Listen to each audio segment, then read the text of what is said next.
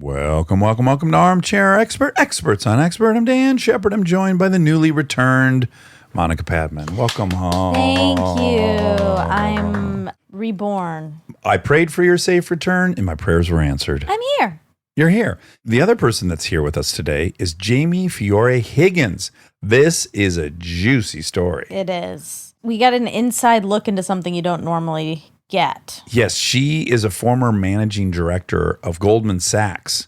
Aside from her own personal story, which is really interesting, just the behind the scenes at those places, I had no idea how it all worked. Yeah. And you get a really cool glimpse of what that world is like. She has a book telling her story called Bully Market, My Story of Money and Misogyny at Goldman Sachs. She looks at her experience in a very cool... It's not victim-y at all. It's very introspective. She takes a lot of responsibility. It's pretty fascinating. It is. And I've found the things I learned from her popping up all the time now that I look at finance and big business. Yeah. Really good episode. Please enjoy Jamie Fiore Higgins. We get support from Quince.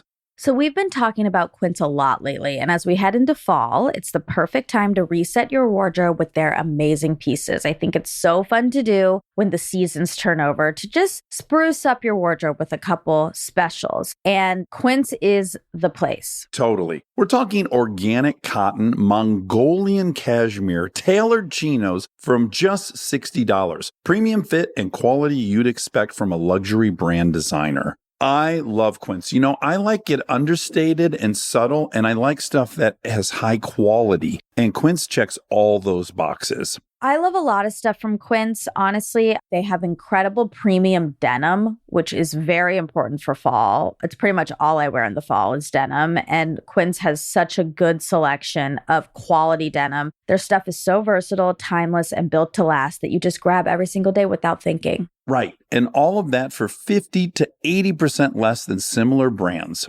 They go direct to ethical factories, cut out the middlemen, so you get all that quality without overpaying for it. We love that. And they do way more than clothes. They have bedding, cookware, bath essentials, travel must-haves, same deal, and great quality. Upgrade your everyday. Download the Quince app for app-exclusive offers or go to quince.com/dax. Get free shipping on your order and 365-day returns. Now available in Canada and the UK too. That's QUINCE.com/dax. We get support from Apple Gift Card.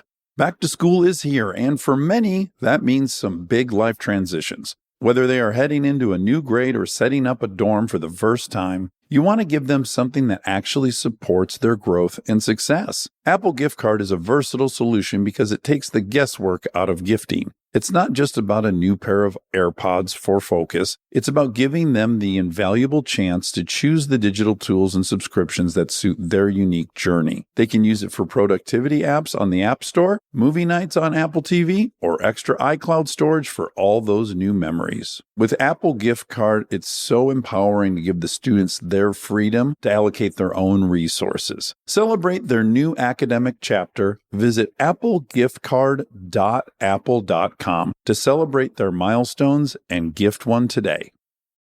He's an armchair expert. He's an armchair expert. He's an armchair expert. Water is this caffeinated? Yes. Thank you. Oh, so I was going to ask you because as I've been binge listening to everything, how are you doing with your caffeine? Because I am a heavily caffeinated person. There's been a round of justifications that have landed me in a very regrettable spot. So one was a 2-week trip to Europe. What am I going to monitor my caffeine there? We're on vacation. That's right. You need that European coffee. And plus, you also have the time differential. You want to make the most of that first day. You don't want to be exhausted. I use that as an excuse for sure. Totally. I was also traveling with one of my really good friends, Eric, who's also a recovering addict. So all we have is that 2 p.m. let's drink 3 iced coffees and get wild. And I'm going to do that on vacation. I come home and I'm like, all right, time to rein this in. And then I'm like, oh, we got to record fast and hard. So the last 2 weeks have been really among our busiest 2 weeks we've ever had. And so I'm like, what am I going to be tired in these interviews? No. Okay, what's the consequence you're receiving of caffeine? Well, that's kind of my take because I fully embrace it. if there's nothing bad coming along with it. And, I feel like caffeine's one of those things where it's really bad for some things, but then they find out it's really great for something else. So Exactly. I feel like on the margin, I'm probably all right. Well, I do read all the time that a cup of coffee is really beneficial for you because of the antioxidants and whatnot. Here are my issues. I am previously an insomniac, right? So sleeping's a big thing already. Ideally, I should not be having any caffeine past, It's certain 12. Because if I do that, then, I take like 3 things non-narcotic to go to sleep. Some weird... Traz. No, I try to not be on trazodone, but of course, yes, I've been on trazodone this Yeah. week because I've been drinking such an enormous amount of coffee. So I just don't want to be on anything. Also, I did notice in my 6 weeks of low caffeine, so calm in traffic, so less interested in joining the family debate, just a that's generalized calmness, and I'm fired up enough. I don't know if I Right. need it. Walk me through your coffee consumption. Where are we at? What was its peak? I have to imagine on the job we're here to discuss. Well, you know what I actually discovered on the job? Diet Mountain Dew. Oh, good for you. Wonderful. I'm not expecting that. That's Very the Jersey. jam. I mean, Mountain Dew would be Jersey of you, Yes. right? But you went Diet Mountain Dew to maintain that. I really never drank coffee until I started working at Goldman, and then I upped the intake once I became a parent.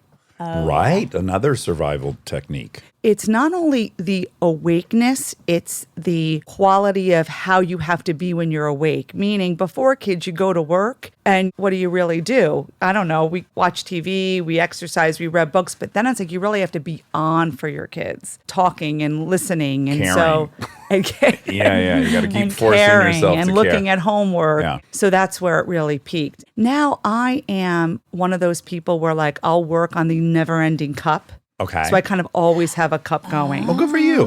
Have you discovered, and again, we're not sponsored by them. I have no financial ties to them, but Ember, a friend of mine turned me onto it. And this was instrumental in me reducing. So Ember is this mug that sits on a charger at night. And then when you fill it up in the morning, it keeps it hot. And so what I realized quickly into using it was, I used to go through coffee quite quick because I didn't want it to get cold. And now there's no time pressure. It's going to be a nice hot See, temp. I have no problem with Cold. Reheating. Or really, it never gets cold. I don't reheat. Oh, Okay. okay. Room temperature. Oh, you like a nice room temp. Well, Sure, it's sure. matching my body. It goes down real smooth. Yeah. So I feel like I read in a study once, this will come up in the fact check maybe, that you'll consume more water if it's not Lukewarm. super cold, if it's room temperature, because it's matching to your body temperature. So it's not as jarring.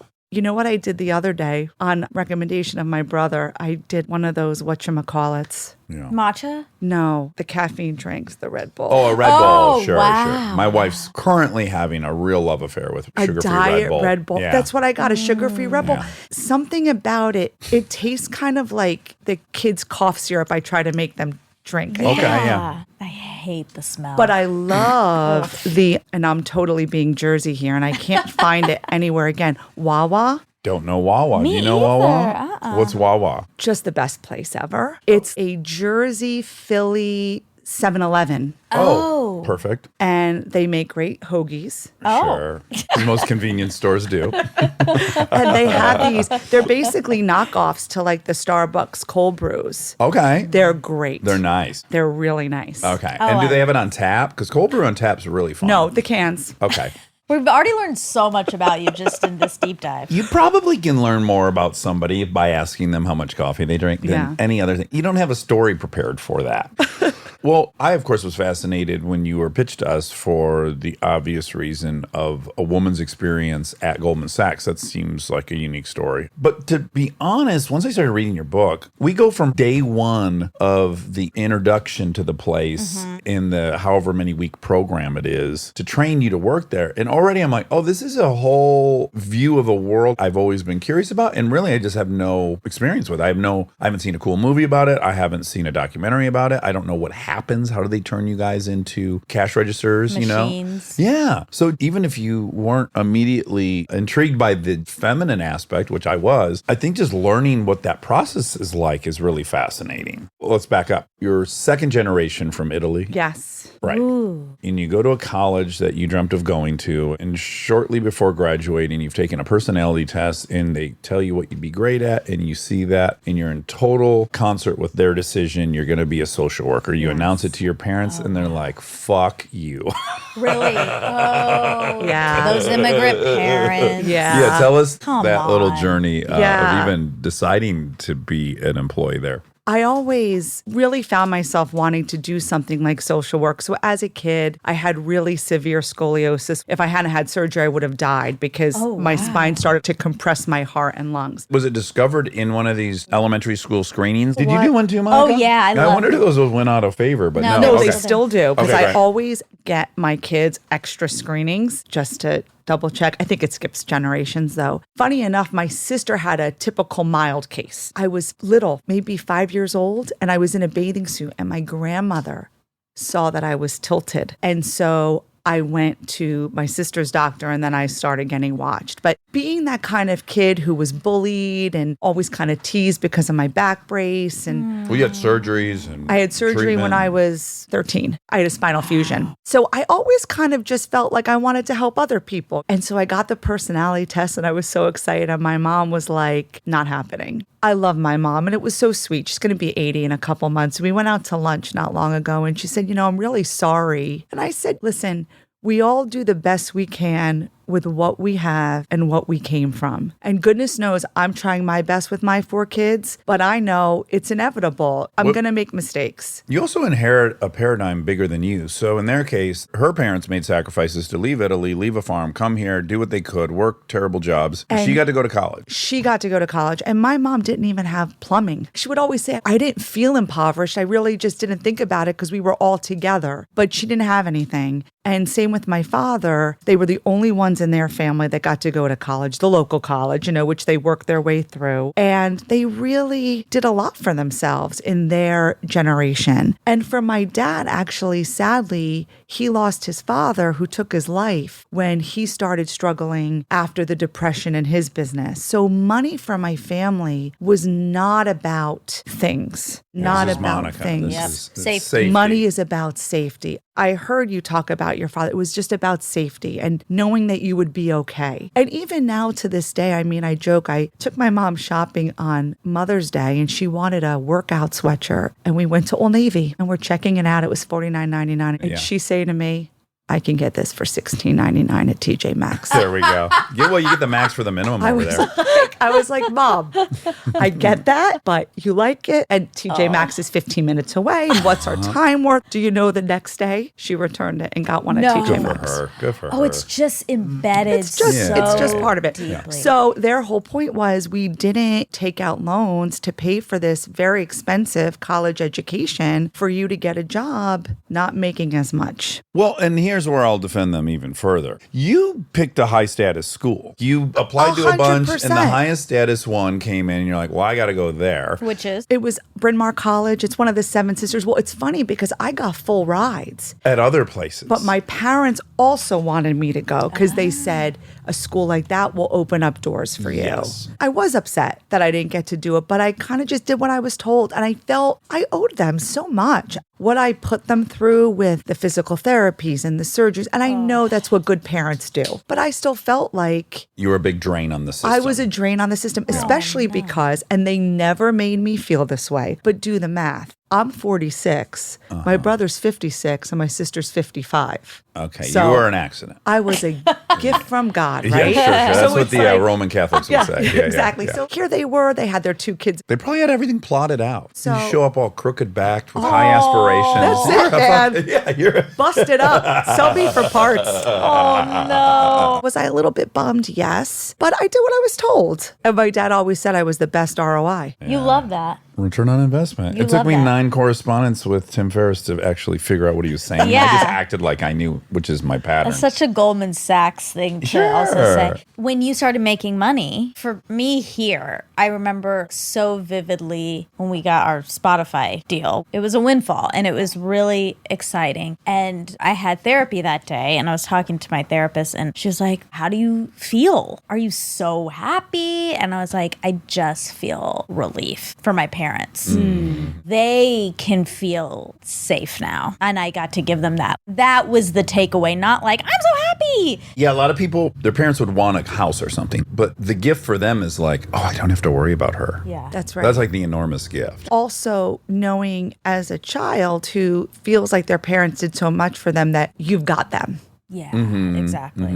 But I will say, for me, the earning was not 0 to 60. So it was a little bit fraught with some shame too. Like in my first year, I made more than my parents ever had. Yeah. And that felt a little icky. Interesting. I didn't feel icky, but I had the moment where my girlfriend Bree and I had lived in this 1-bedroom apartment in Santa Monica, $600 a month for a decade. We went from there to the house that my sister now lives in 1,000 feet that way, which is a great house, like 3,600 square feet on a half acre with a swimming pool. And I remember she and I spent the night there before even the utilities were turned on. We're like, oh, let's go sleep in sleeping bags. And I was laying in there and I just had this feeling of like, I skipped too many steps. I'm supposed to have 3 starter houses that I trade up on. Like that part was just very weird to me because I have no example of it. And I feel like maybe even, well, it must get taken away from me because Easy I come, easy didn't, go. yes, I didn't step up. It just kind of, now I'm here all of a sudden, which is a bizarre feeling. The other thing I would point to that is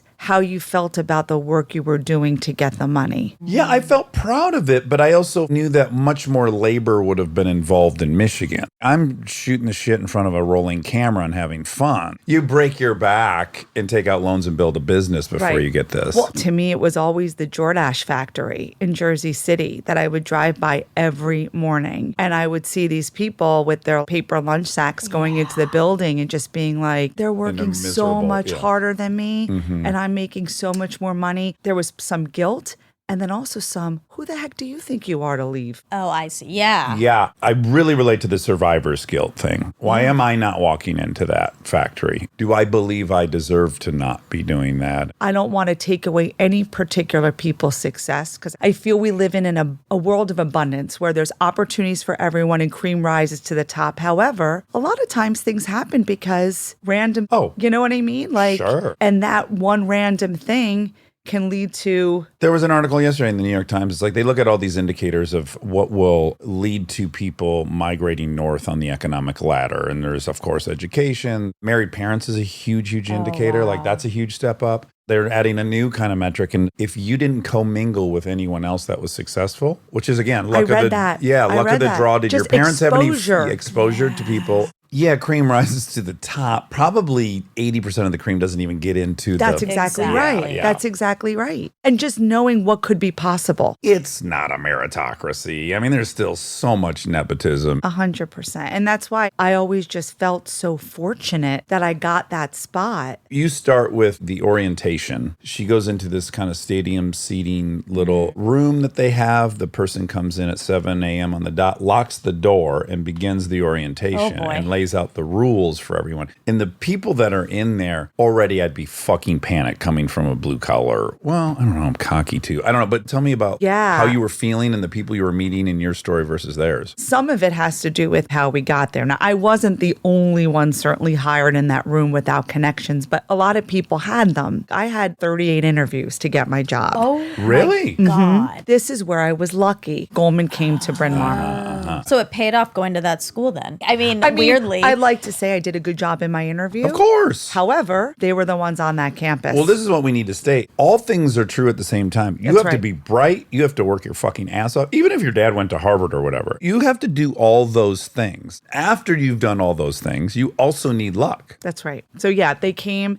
I had on-campus interviews there, and then I went to the Philadelphia office. I had about 10 interviews there. Wow. Then I went to what they called Super Days, which are on a Saturday morning in one of the big buildings, and it's speed dating. There's 6 stores with 2 people at each door. And it's like every 30 minutes you go, you interview, then you go to the next door, then you go to the next door, then you go to the next door. So I did one of those. I realized after, when I was the interviewer on Super Days, that's when they basically decide, okay, you're Goldman quality. Then you have to find a home. Can we say, well, you would know because you were in the recruiting side of things, what constituted Goldman quality? I'm dating myself a little bit because I don't know what it is right now. But in my experience back then, you're probably already coming from a certain set of schools. Because remember, if anyone's there, it probably started off on campus and they only go to campus on certain schools. So great resume, great GPA, interest in finance. I joke that by the time I was interviewing, I probably wouldn't have made my own cut. You're also at the whimsy of whatever the current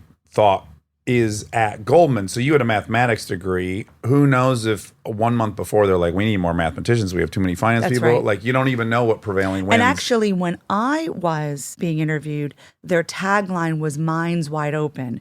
We want anthropology majors.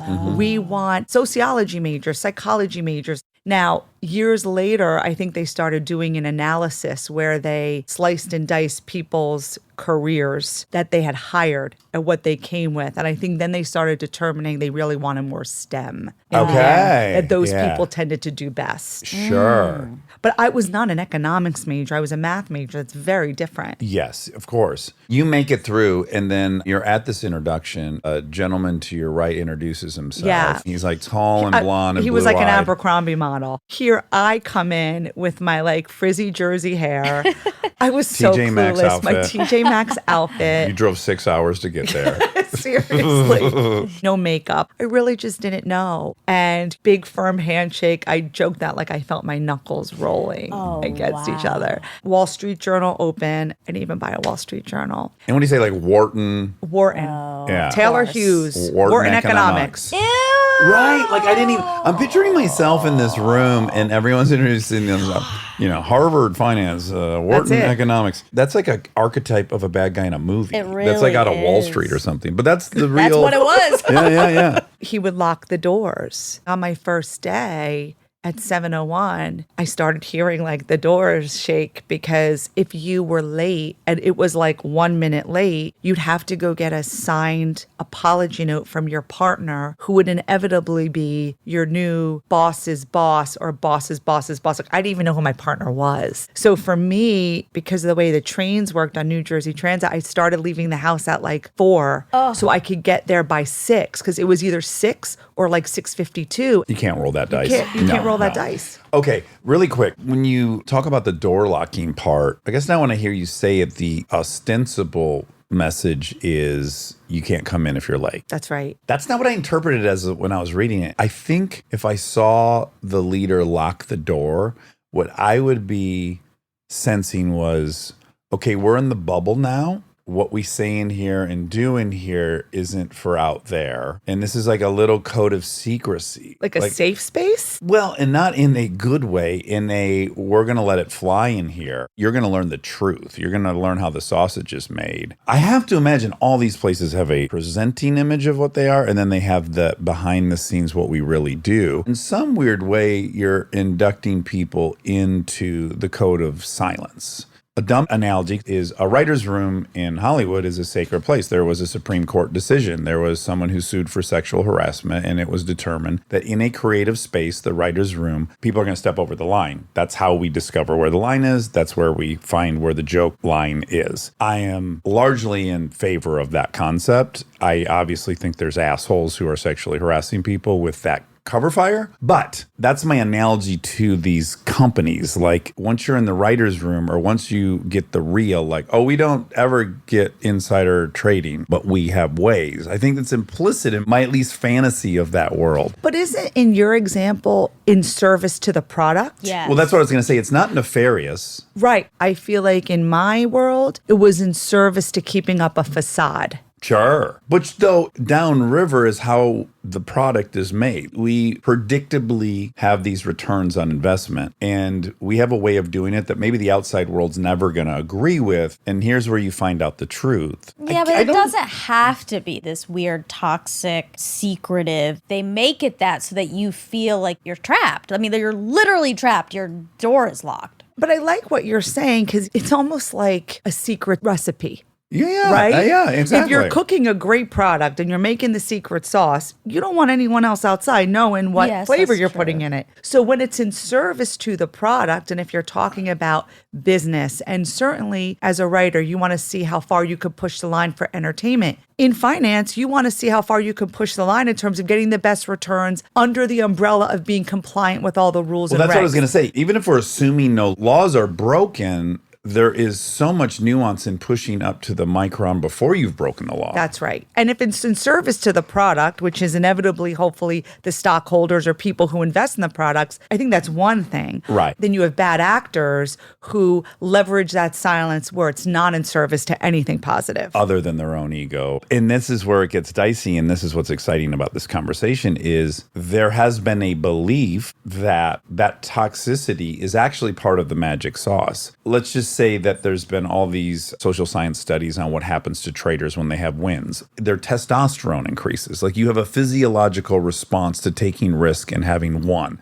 So I can see some outsiders, some analyst firm going, well, we don't like how they behave when they're all teed up, but also we have to acknowledge the gains and the risk and all these things. Like if at the end of the day, it's raising the bottom line, hush, hush, we're going to let that go because we think it might be part. I don't think it is. I can see the history of it. But then you're also looking at one segment of the population and how they perform under certain environments. Yeah, exactly. Privileged people for the most part. Right. I guess what I'm pointing out is in the many ways we've been slowly evolving. I think we're inching away from the old boys club. And within the old boys clubs, there's some probably erroneous assumptions about the value of walking around like a silverback and beating your chest. That's right. A problematic feeling that a lot of, especially corporate companies have, and just humans, is it has to be difficult to be Successful. worth it, successful. Again, it's with worthiness. It's like, well, I'm not really worthy of this, but it's really hard and I'm struggling and people are being mean to me. So I guess I've earned it. And that's like, honestly, abusive relationship type thinking. Well, it's interesting because I think it kind of goes back to having a scarcity mindset. This is so hard to get, and then therefore I better hold on to it. I better hoard. I better. Right. Yeah. Yes.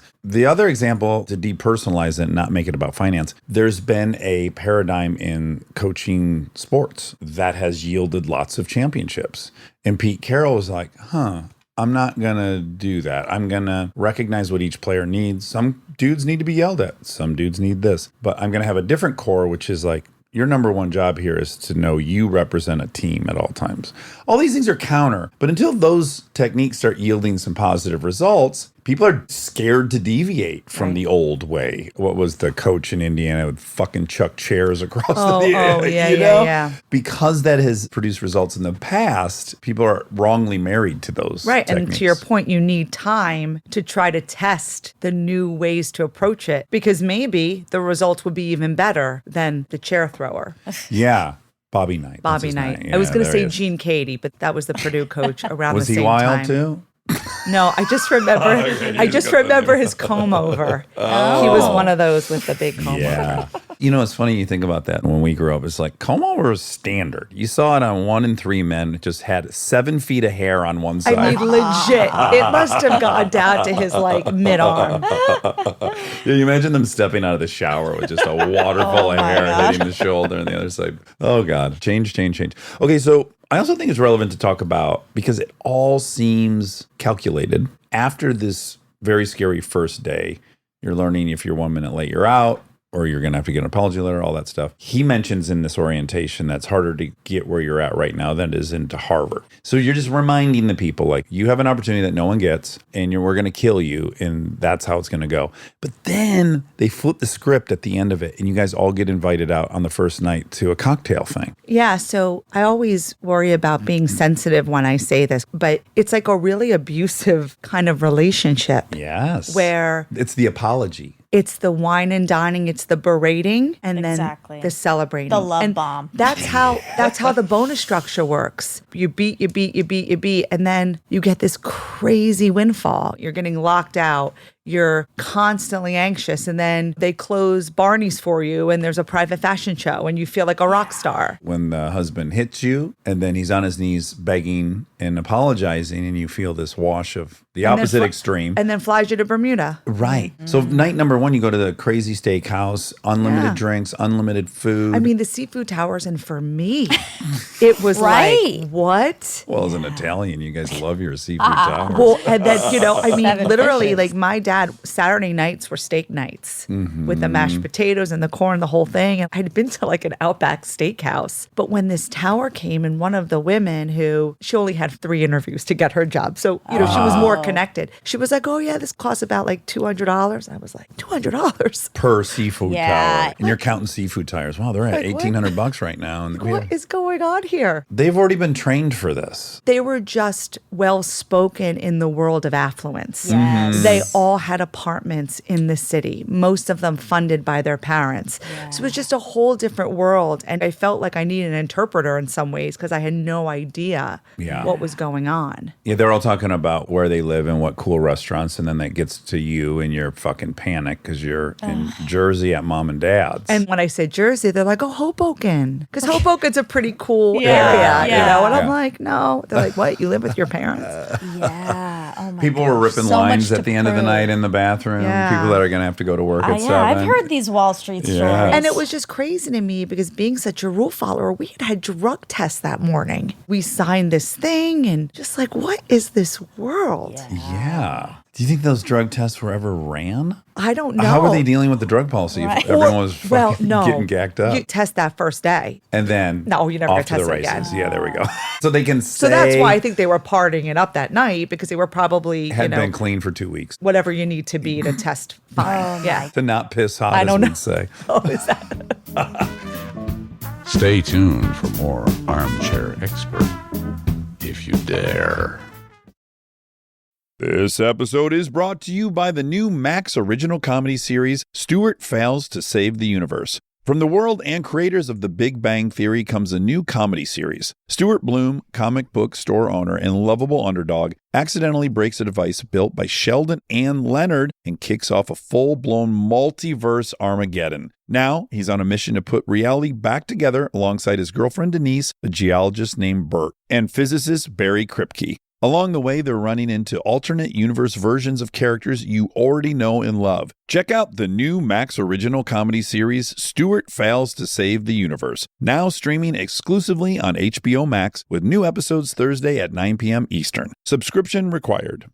This podcast is brought to you by Squarespace. We've talked before about Rob building our website on Squarespace, and I bring it up again because it's a perfect example of what they do well. Rob had all the pieces, the content, the vision, the ideas, but he needed something to actually take all that and make it public facing. And Squarespace was that bridge. Maybe you're in the same spot. You've been developing something, a business, a skill set, a body of work, and it's been private. It's been yours, but at some point you're ready to put it out there, and that transition from private to public can feel like a huge leap. Squarespace makes it feel like a step. Beautiful templates, built-in SEO, email campaigns, scheduling, analytics, everything you need to go from I've been working on this to here it is, come find me. All in one place, no code, no stitching together a bunch of different tools. So if you've been sitting on something and waiting for the right moment, this might be it. Head to squarespace.com/DAX for a free trial. And when you're ready to launch, use offer code DAX to save 10% off your first purchase of a website or domain. Thank you to our presenting sponsor, HP, for supporting this episode. Parents, you've got enough on your back-to-school list right now. Ink cartridges do not need to be on it. They just don't. The HP Smart Tank printer uses a refillable ink tank and comes with up to 3 years of ink included. It's the last printer you'll ever need. To learn more, search HP Smart Tank.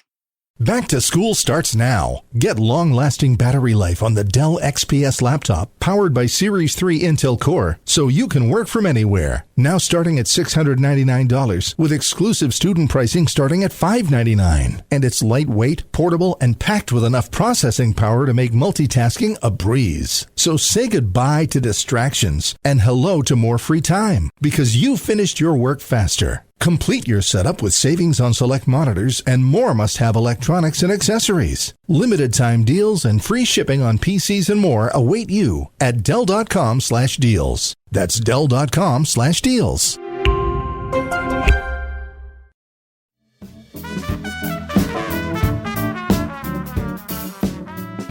Okay, so how long working there before you start experiencing some real vertical movement? And what is it that they latch on to in you that they start betting on or they believe in? What was your kind of unique niche that you were great at there? I always think back to my grandma. She would always say to me, pick up enough pennies, you get $1. So I was definitely, for lack of better words, scrappy. Yeah. I always kind of saw opportunities and took them. And so I started making inroads in just some smaller clients. And I was the first one, and they used to call me Philo, which is an accounting term, first in, last out. I was always the first one there, the last one to leave. Some of the kids I worked with would leave at 2:00 on Fridays to catch their flight to Martha's Vineyard. I was there till 10:00 at night. And also, I covered a lot of small regional clients. So people from Iowa, Washington State, these little kind of smaller people. And I had an ability to connect with them. Yeah, right. Because you hadn't vacationed primarily or solely at Martha's Vineyard. Yeah, so- you'd been to Six Flags in New Jersey. I had been to Six Flags. Great adventure. Great adventure, yeah. And did you start becoming closer with your coworkers and speaking their language and finding that you were starting to fit in? They used to call me Sister Jamie because so many of the things I almost didn't get. And I remember I was working and there was a woman I work with, a little more senior than me. She was off the desk a lot. And primarily we went out with clients for dinners. I mean, once in a while a lunch. And I kept taking those like while you were out pink slips. And I said, I hope so-and-so's okay. And they're like, no, she's out banging this guy at the hotel. Oh, great. I was like, what? And I got so red and they were like, we're going to call you Sister Jamie. And so there were definitely people here and there that I connected with, some women that I'm still friends to this day. But I felt very much like one of these things is not like the other member. Yeah. Well, again, I'd imagine you'd fall quickly into this pattern if you work there, which is I'm taking on all this stress. So the one thing that the DoorDash line worker didn't have is an abundance of stress that kept them up, probably. They're not sitting at home worrying how many units per minute are going to be manufactured. Right. I mean, That they're is the one probably stressed about making ends meet, of course. But yes. But the labor of that job is the amount of stress you're taking on. On the line, as long as you're not falling behind, you don't need to be absolutely exceptional to stay and or move up. And they make it very clear there that the bar gets higher every single day. So if you're not outperforming where you were yesterday, this is just one big firm, but they took a page out of Jack Welch's playbook at Goldman. Every year, bottom 10% go. Even if it's record earnings, every year, the bottom 10% go. It's just a call because we want to keep people on their toes. I think there's a new book out about the cult of Jack Welch. Do you know David Jack Welch? Gallis. Oh, okay, yeah. He was the GE CEO? Yeah, I'm actually reading the book. It's so fascinating to see the parallels because he was just worshipped. He's the Henry Ford of like management or Yeah, something. and he talks about how he approached business, but they took a page out of his playbook. Every year, 10% goes. So you're in that constant state of paranoia. In fact, one of the partners, my first week at work said, welcome to Goldman Sachs, home of the most paranoid and insecure people. Because that's what it takes to put up with the environment. You have to start devaluing yourself to be able to put up with it. Because if you feel confident and good, you'd be like, Well, if you I'm have not. boundaries. Yeah, and if you're just like, I don't deserve this. I can do better. I can feel better. It's not attracting those types of people. Well, that's what's weird is those are mutually exclusive. You can either earn a lot or you can feel better, but you're probably not going to be able to earn a lot and feel great. Right. I always feel like I was so ripe for their picking because I always kind of felt less than because of my physical issues and felt obligated. So I was just feeling like I had to perform for my family of origin and then the generations before that. Yeah. And maybe you're representing women. A big theme for me is I always felt like I needed to prove people wrong because I always felt growing up when I had my back surgery, like, listen, you may never walk again. And then you may be physical, but you're never going to be an athlete. So it was always like, I just wanted to break out of boxes. Yeah. So I feel like I was right for their picking because you're right. Looking back now, I can't believe what I tolerated and what I normalized. Back to the high stress environment that it is, all people are at the verge of burning out at all times. And so anything that can be a sanctuary away from this neurosis is going to be embraced. So when you get off the clock, the only way to not be absolutely obsessed with what's going to happen in the off hours and everything else, you got to get annihilated. You got to get fucked up. You got to switch gears. I have to imagine rates of addiction are much higher in that environment. And then, yes, the sexual relief. Oh, I can go take my lunch break and I can feel powerful and in control and not stressed out for an hour. This is a tool to achieve that freedom. I'm going to take it. Yeah. I always joke consumed. that stop and frisk should be in Tribeca. Right. Yeah. Well, You know? for drugs, probably. Yeah, for drugs, because everyone had a poison. You know, whether it was alcohol, whether it was affairs, whether it was drugs. I'm not going to say everyone, but if it could happen to me, I know it happened to a lot of people. Did it start pre or post you being a manager? The unraveling. Yeah. Was it just slow and precipitous? It or- was slow and precipitous. I mean, definitely September 11th was hard. And You've been there for 3 years at that point? 98? yeah, okay. 3 years. And so that's when I started my use of Xanax, just to kind of get through the days. Initially prescribed by a psychiatrist or something? Yeah, I was just in a constant state of anxiety, as was most people. I mean, many people didn't even come back after that. The proximity to the World Trade Center was very close. Yeah, we were Wall close. Street. Looking back at that moment, I remember just thinking maybe there's a plane for every one of these buildings. We were on the 48th floor. Yeah, if they're trying to cripple commerce, if that's the goal. Yeah. And it was so hard coming back. And one of the mantras you always hear is you can only leave Goldman once. And so my mentor said to me, listen, I'm not saying you shouldn't leave, but you can only do it once. So really make sure it's what you want. I carried a gas mask in my bag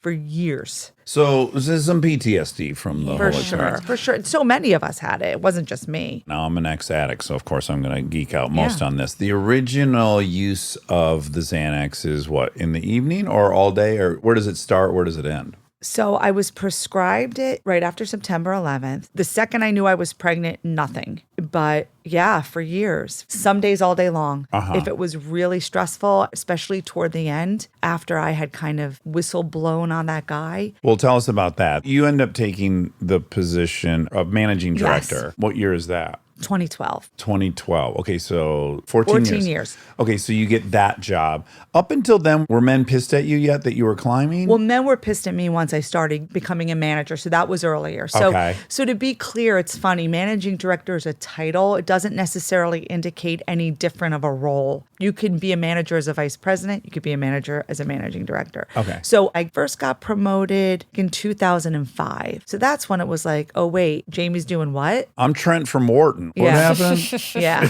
Let me break your hand. There was a lot of anger from the guys who felt I got promoted because I was a woman. There was a lot of that. Oh, right. And so then, implying that you were only there to fulfill some quota. When I found out I was becoming a manager, I was told about it before my team knew. So they're like, listen, this is going to happen the next week. I want you to go to some events so you can get a little bit of a lay of the land because my business was changing a bit. So one of the guys who was going to be working for me hit on me. It was pretty aggressive. Right. And then when he found out the next day that not only did I Turn him down.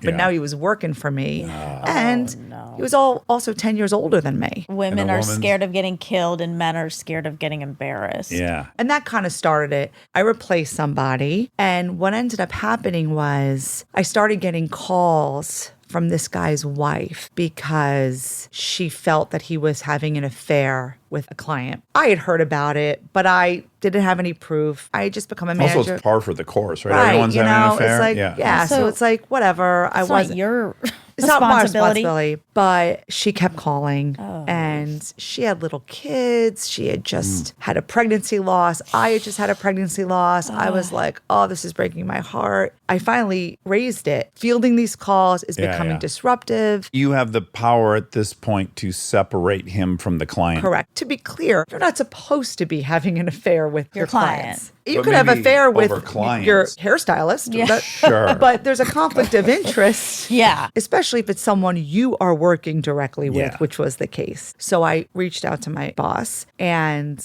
I joked that this guy had something better than a 4.0 from Harvard. He was a scratch golfer. Yeah, that'll get you everywhere.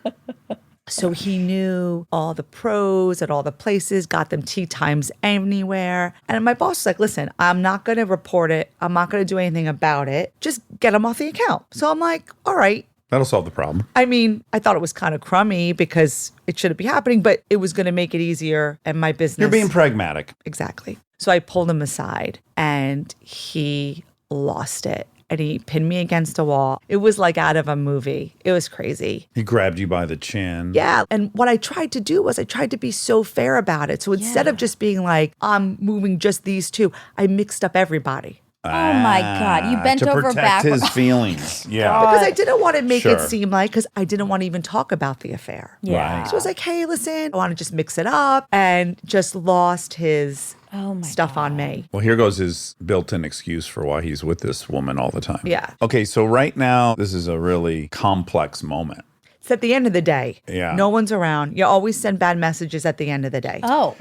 That's another I don't know if that's a Jack Welch thing. That's something I picked up on. I don't know if they picked that up from Jack Welch. But what makes it so complex is if I'm a guy in that situation, I have a lot of options. I fight back. I don't fight back, but I go above him and tell somebody. If I go and tell somebody, I'm not risking that the stereotype about me is true, that I'm just weak and can't handle shit. The survivalist urge to be one of the boys must have been complicating the experience, knowing, well, fuck, if I go now and tell them how terrified I am, I'm reinforcing this idea that I'm not tough enough to be here. Any of that happening? 100%. And when I was promoted, because this guy had gone from being the manager to working for me, I was asked, like, you can handle him, right? You can handle this, right? Right. And this was my first shot. This was my first tap on the shoulder that I was a manager, which meant that maybe I'd be a managing director.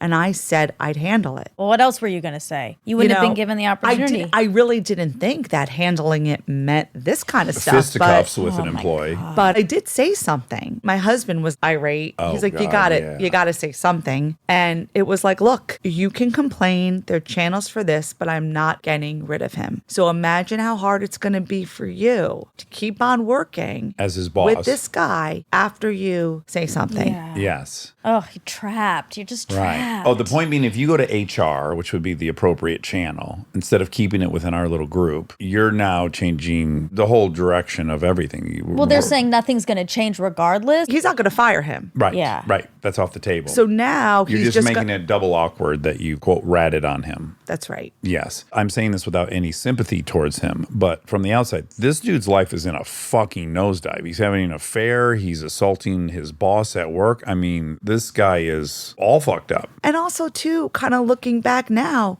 what was he on? He might be suffering. He might have been on something. Sure. Who knows? If his wife's calling you, the wife's bringing it up to him, and he doesn't want to be at home. Now work is the only place he can find comfort, and now he's at work, and now you're his boss, which wasn't supposed to happen, and now you're now bringing this thing up that this was my safe place. So now this thing's gone. Again, I'm not saying any of this with compassion, just those are the ingredients in this crazy situation. Now that I'm looking back, I see things in such different ways. I would argue, and this is probably too dramatic to say, but you see behavior in times of war from people you just don't see when they return stateside. There's all these examples. The rate of opiate addiction for vets while they were in country in Vietnam is staggering, 30% or something.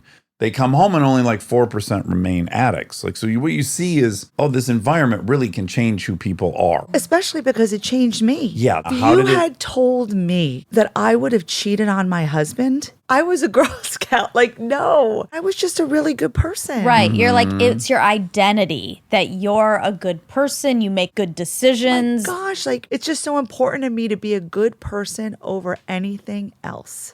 So in order of what we would call bottom lines in certain programs, like in your mind, I'm not a drug addict. I would never cheat on my husband. Yeah. I will be present for my kids' lives. Whatever these cornerstones of your identity were, in what order do you start stepping over them? The reliance on the drugs came first. I feel like my infidelity was another escape. Yes. It was Yes. another coping mechanism. Yeah. It just happened to be this person. It could have been something else. I do also think my contribution as a misogynist, like I look back and I'm like, you know what? I'm part of someone's Me Too story. Uh-huh. And that I think was probably in between. Okay. So I really think it was the Xanax first to just cope. And then it was me getting promoted and then me having kids. And I was the poster child for the Goldman Sachs working mother. And so these women would come to me for advice. How do you do it? You have 2 girls. You have a husband. How are you making it happen? And so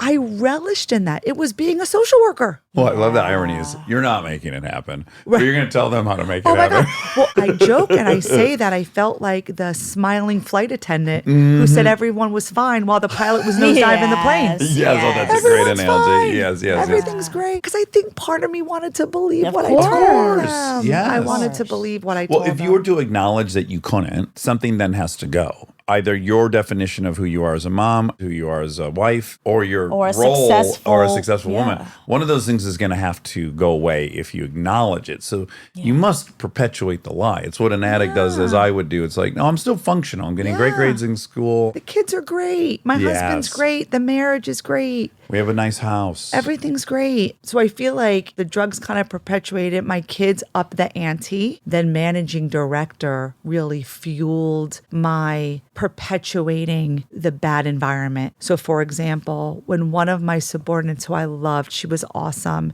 She was having a really hard time. Guys who also berated me were berating her. She finally left. I never knew for sure, but I suspect she sued because someone sued. And my partner said, outside counsel is going to call you. They want to hear what your experience is as a working woman in my group. And I trust you're not going to say anything. I'm going to promote you this year. What's negative about that? So now at this point, I got 2 kids at home. Imagine you're biting off more in life as we do too. Now you're probably course. beholden to a mortgage that you wouldn't otherwise be. That's and right. Car payments. You You know? become trapped by what you take on in these moments as well. And so going back to I want to prove people wrong, I want to prove Taylor Hughes from Wharton that I could be an MD. Yes. I could do it too. Because, they had said to me, you'll never be able to make it here. You don't know anything. You haven't been managing a portfolio since you were 12 like I have. Right. You right. know? Yeah. And I then, hate that guy. and as the kids got older, then responsibilities changed at home and tensions were brewing. And then in walks this guy, and you're too young for this. You'll appreciate it. I always say it was my Calgon take me away moment. Yeah. Did you ever see those commercials? Oh, Monica. They were great. I wrote it in my book proposal, and then I had to take it out because I was dating myself by saying, Calgon, take me away. There was these great commercials, and there would be a woman, and we don't know what the stresses of her day were. Was it family? Was it work? All we know is that she would escape to that big sunken-in tub, and she'd get in there, and Calgon would take her away, and she'd have a bubble bath, and it was romantic. It was almost like she was having an affair with her bathtub in Great. those commercials. Yeah. Oh. She seemed Sold. Yeah, she seemed orgasmic. Well, what we know is she was using the sprayer to Of reach course. climax, Yeah. but it wasn't explicitly stated, but it was all right there. Good for her. Yeah, I wish I could remember the theme song. So when this guy was like, hey, listen, let me get you a glass of wine. Like, you're working so hard. You're so amazing. You're, Was you know, he you're- at work? Sorry. Yeah, I worked for him. Okay.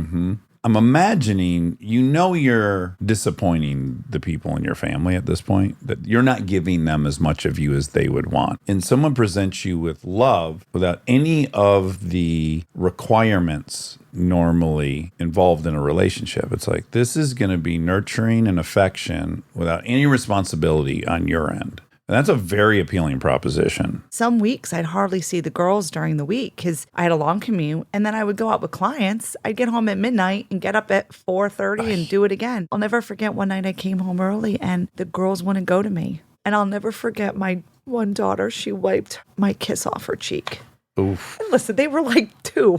Yeah, they but do that still. shit when you're around every day. But, Yeah. yes, but you definitely are assuming the worst. And I'm just like, oh my God, I'm doing all this for what? Yeah. For what? Yeah. And then I would imagine with that deficit of your core identity markers, now the need to achieve gets even higher because it's the only thing bolstering the whole story is now I need even more the money and the status because that's all I've now got. That's right. And it's amazing because I didn't come from materialistic people, but I couldn't walk away from it because it was the only thing I felt that I was contributing in the world. Yep. That's your one sole value proposition to people around you. And Goldman was so good to make me feel that I was nothing without them. I really thought I would never make a penny again. And I would see it because they would target people. There was this one guy, the partner just had an issue with him because he would leave every day at 4:00 because he went through a divorce with his kids. He wanted to see his kids. And How dare he? What a fucking wimp. And my partner was like, you got to tell him. And so I told him. And I was like, listen, don't shoot the messenger. I'm just letting you know. And he's like, I don't give a crap. I'm doing what I want. And his bonus got slashed. He blamed me. I tried to stand up for him, but I didn't stand up that much because my boss was calculating my bonus too. So, you know, Right. Yeah. he stayed. And so my partner was like, well, that's what he's worth. Where's he going to go? He's nothing without Goldman Sachs. So not only was I told that, but I also witnessed that being told to other people. So I was afraid to leave. So I would make up stuff I needed to save for. I joked I had this spreadsheet called the Spreadsheet of Freedom that my husband and I worked on. It was my budget spreadsheet. And I would almost make up stuff because it was like I would never make money ever again. It's You're coming breaking from up with the prom king. And you know what? The breakups are always messy. Bloomberg posts an article. Supposedly, I mean, you'll fact check me on this, but 2 guys left. They were doing really well at the firm, and now the firm is saying they weren't doing well. You know what I Oh, mean? yeah, So it's yeah, like, oh, yeah. you're leaving the family? You were a piece of crap anyway. We don't want you. Yeah. You know. Who broke up with who? Right. So it's always like a messy, messy divorce. So what are the consequences? How do they stack up enough that you start fantasizing about leaving? What ended up happening was I finally got to my moment where the boss I had been with had left and I got a new guy. We were out with clients and he was really drunk, really out of control, and he used a racial epithet on one of the employees. So now we're in a public space with my colleagues, with clients, with the public. And you know, it's funny going back to kind of abusive environments. I always kind of felt like we were in this bubble. The secret society. And the secret society, and like all this crazy stuff was happening, but we kept it in the family. Yeah. And now it was like our nasty knickers were hanging up for everyone to see. And that moment for me was like, I can't be a part of this anymore. And so I called HR. It's technically not called HR. It's called Employee Relations, ER. By the way, that's apropos. Right. You're only calling for like emergencies. Exactly. Yeah, and you know, the whole thing is if you see something, say something. Our reputation is paramount. And I talked to someone I knew. I was promised anonymity. I had known him. I had worked with him before on sensitive issues around when we would let people go. And he's like, I got you. Don't worry about it. So I was like, good. I'm getting a little bit of myself back. At this point, I had reconciled with my husband. So I was kind of on the road to getting back to who I was. Yeah. And the next day, I joked that it was like a scene from The Godfather. My partner calls me in the office. I'm an idiot. I'm thinking it's to go over my latest client report. He's like, close the door. He's like, employee relations called. Said you said something bad about Justin. Just so you know, we solve problems within the family. There's so many parallels to your story. One is like, it's also the dirty cop paradigm. It's like you got internal affairs, which is in this case ER, and then you've got your squad, and you're supposed to have each other's backs. The other police parallel I would say is your own admitted misogynistic ways while there. I think of black cops that enter this kind of racist system, but now they're on an in-tribe that has to look at all the guys in the neighborhood with one light, and they end up doing it themselves, even though they too are black. Like the power of that in-group That's right. is so strong that you will betray your own previous, quote, group. It's wild. It's a powerful culture, society, our group, in-group. I think so many of us think that our identity and our morals and our ethics are poured in concrete, but they're so malleable by who we're around. So malleable and so motivated by money. Mm-hmm. And again, even if you're not buying Louboutins or expensive bags. Yeah, AMGs and Ferraris. Yeah. Oh, by the way, you had me at the Honda Odyssey race. Oh, like you okay. had me there. Oh, okay. for- Did you I'm own not a car person. But you love your Odyssey. Oh, I love my my Odyssey. Yeah, that's a great machine. That's why I Over picked it. 200,000 miles, my friend. That's nothing. You've just broken it Well, in. it's so funny. It's so funny because I was so upset because I was driving it. I'm like, I got to get a picture when it hits 200. Yeah. And I totally missed the memo. And my husband, I was like, oh my God, we missed it.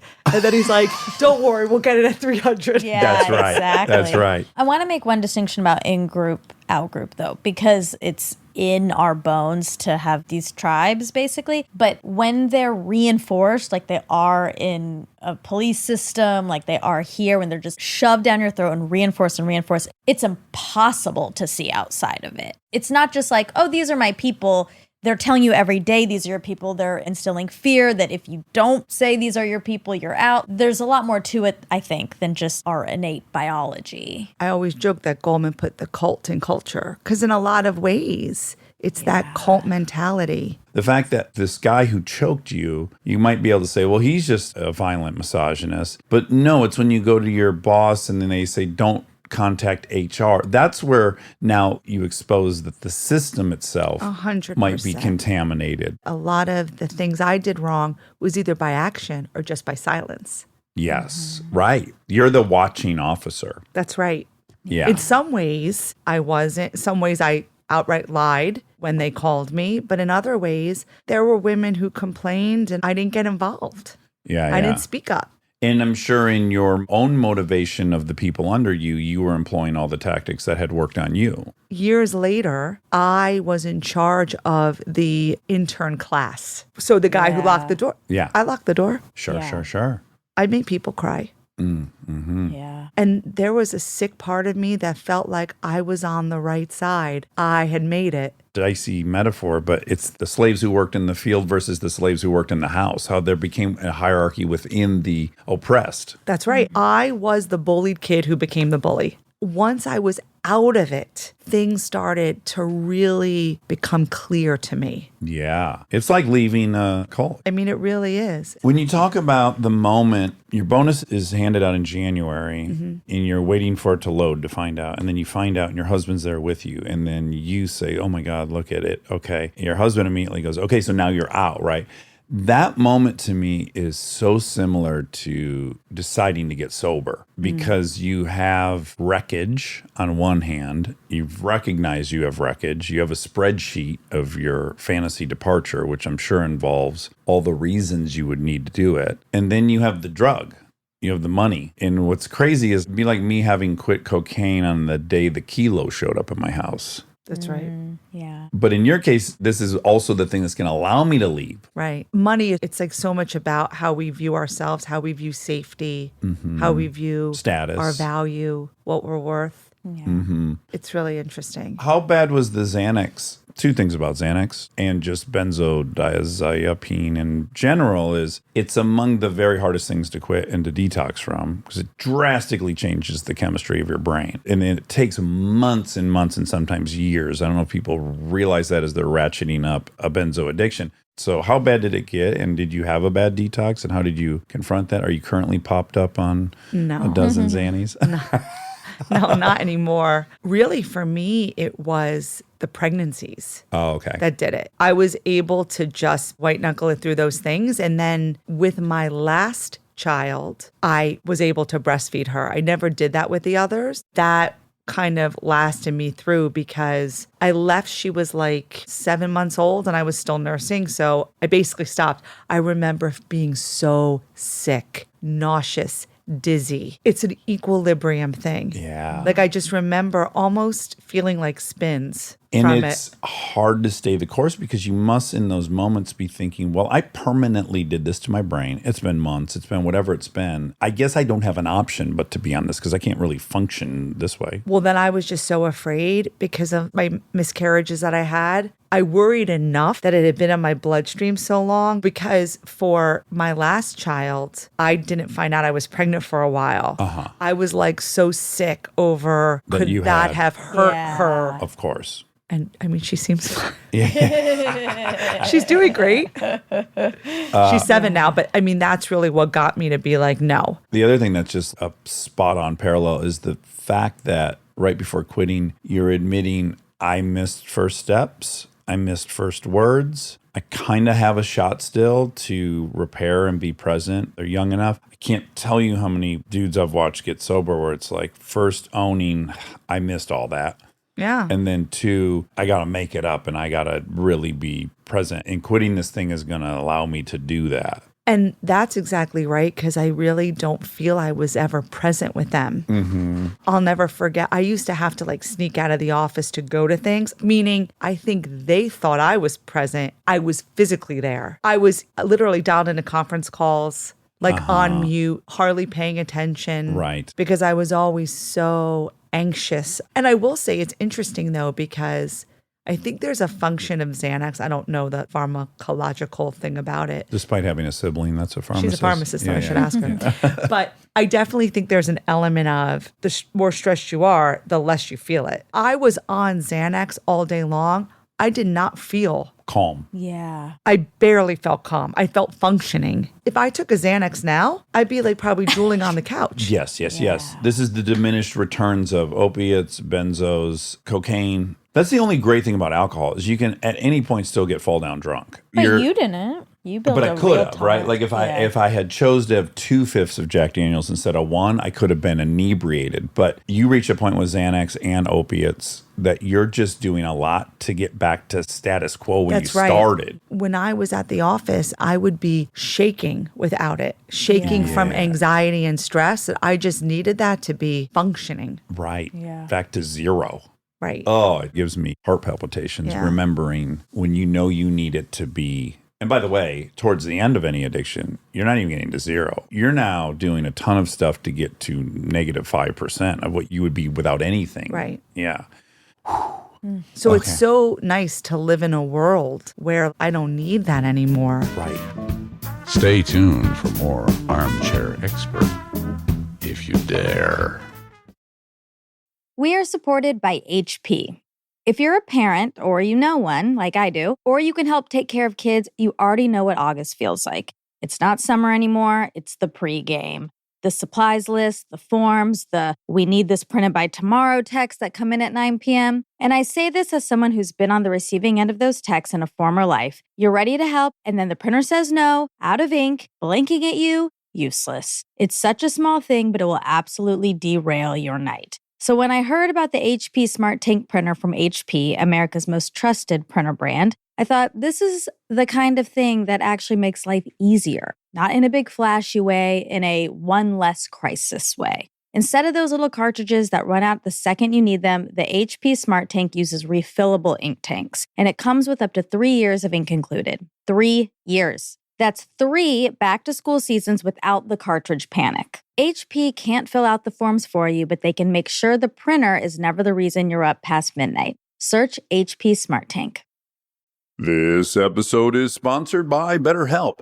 You've heard us talk about BetterHelp for a while, but I don't know that we've ever talked about how much people love this service when they use it. BetterHelp has an average live therapy session rating of 4.9 out of 5 based on over 1.7 million client session reviews. And you can check out the reviews yourself at betterhelp.com/reviews to see how much they love BetterHelp. Knowing that kind of service feedback from real people speaks for itself. I'm a huge proponent of therapy, as we've talked about before. I've learned so many things about myself that I believe truly only an outside, objective person could help me come to. BetterHelp makes it easy to get started. Answer a few questions, get matched with a therapist based on your needs, and switch therapists at any time if it's not the right fit. See the reviews, see what stands out, and see if BetterHelp is right for you. Visit betterhelp.com/Dax. That's betterhelp.com/Dax.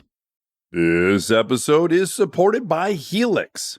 So I've had my Helix mattress for a few years now, and I still love it just as much as the first night. That says a lot because a good night's sleep is very important to me. Sleep is everything. And what's great about Helix is that it's not a guessing game with finding the right mattress because they have over 20 models, so you can find the one that actually fits how you sleep. And with that summer heat upon us, Helix has cooling upgrades that can get you the best rest even on hot nights. I have a Helix Midnight Luxe mattress. I really like the level of firmness it has. But that might not be right for you. They have so many options, and you just go take the quiz, and it is perfectly matched for your needs, which is incredible. I also highly, highly recommend the cooling upgrade, especially in the summer. It makes your sleep so much better. If you're still tossing and turning on a mattress that's not working for you, just trust us on this one. Go to helixsleep.com/armchair for 20% off site-wide. That's helixsleep.com/armchair for 20% off site-wide. helixsleep.com/armchair. We are supported by Auto Trader. All right, if you've been putting off car shopping because it sounds like a whole thing, buying your car online on Auto Trader makes it way easier, really. You can shop tons of cars online, compare prices, check financing and trade-in options, all from wherever you are. And if you want to start online and go to the dealership for a test drive, you can do that too, really. What I like is the flexibility. Start online, finish at the dealer, or the other way around. Your info stays with you, so you're not starting the process from scratch. Plus, you're working with local dealer listings, so you've got real people helping behind the scenes. And when you're ready, you can pick up your car or have it delivered. Really. Buy your car online on Auto Trader. Really.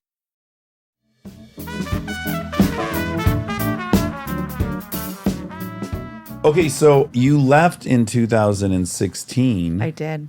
And well, I have one weird question for you, and this is a gross one. I'm not even asking you to tell me. I'm more curious about the complex nature of the topic, which is when you say the bonus came in, you don't tell us how much it was. You tell us that in multiples of what your house cleaner made, Yeah. what your children's teacher made, and what your doctor made. Why not tell us what the bonus was? I do earlier in the book. Oh, okay. There is a point where I talk about right after the assault, I got my bonus, Your hush money? my hush money. Prior to that, I was making maybe $300, $400 a year, and I got paid $1 million.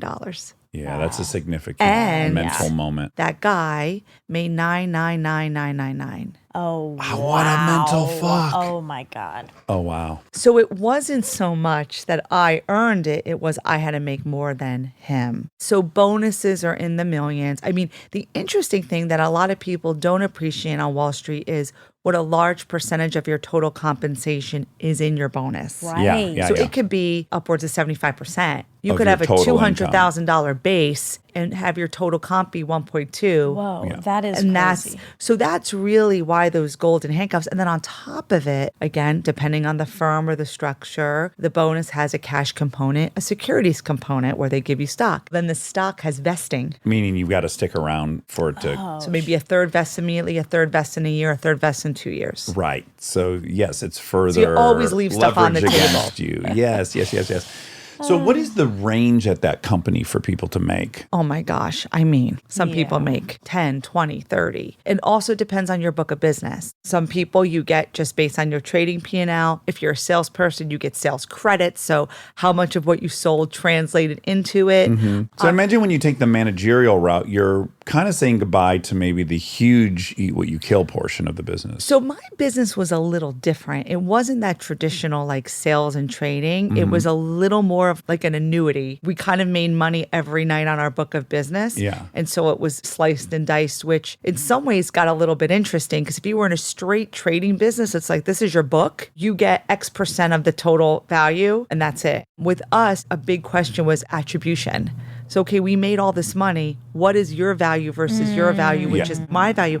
So if you know the guy in the office, Exactly. you know, one of the things I noticed was the year I got that huge bump up that kind of got me into that $1 million realm and above, I had to give my new team their bonuses. I had to tell them. And it was interesting because what I observed was here I was, this up and comer who got promoted to manage people. And yet I was making hundreds and thousands less than some of the other guys who were considered middle of the road performers. If they had technically been a better performer than I was, they would have been the manager. Yes. So Yeah. there's clearly a gender. Yeah. I saw it. They're currently, Goldman's ensnared in the largest civil lawsuit about gender Class in the action industry, lawsuit. right? Right Started 12 years ago. now? Oh my God. Oh, wow. It started in 2010, and I believe before it became that, I think it was actually opened prior to that by one individual, even before 2010. Okay, I got to ask this because I imagine I might even be thinking about this listening to this. What would you say to someone that's like, hey, tough shit. This is how it works. For people to make $15-30 million, yeah, they don't have family lives. They're miserable. They get shit on. They're motivated in a very calculated way. That's how they perform. Pick another business. Why you got to try to take down that business? I think I mentioned when I first started, it was minds wide open. My thing is it should be eyes wide open. Okay, I say to that person, but then make sure that the glass offices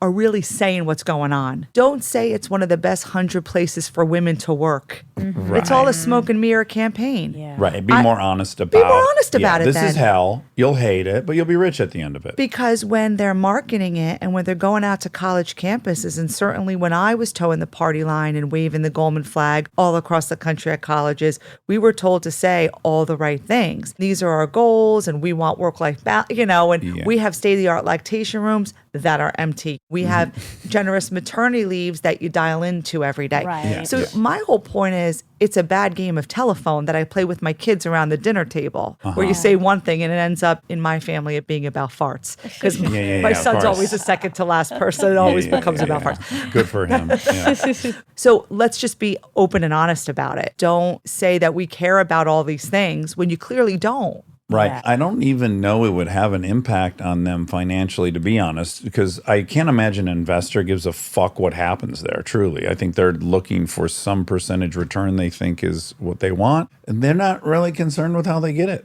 sadly. Right. Well, I respect that. I don't think they'd pay a price to be transparent, to be honest. I don't know. I don't think they'll get the best people, or they'll get some people, but they won't get everyone. I mean, I would not work there. hearing that story, you're making a deal with the devil. We talk about it on this show all the time. Money is not worth that. It's not worth your happiness, your well-being, your health. It, like every drug, has completely diminished returns. If you go from $20,000 a year to $60,000, it is damn impactful, and the drug works. If you go from 60 to 120, it works a little less, but still significant. You're going to own a house, and then you go to 200. Well, guess what? You guys might take vacations. But then, and this is well documented by a bunch of social scientists, it starts dissipating. The amount of money going up is not resulting in the same amount of ease in your life. At 100%. a certain threshold, it's now complicating your life. I mean, I saw that firsthand. And I always joked, the more money people made, the poorer they were in spirit. It's important to just think about how large, powerful organizations can change people. And it's interesting with what a naysayer would say, that I would say, okay, well then what kind of personalities are you going to get working there? Are you going to get the silverbacks beating their chest? What's the iteration of that in terms of who has the wealth? Yeah.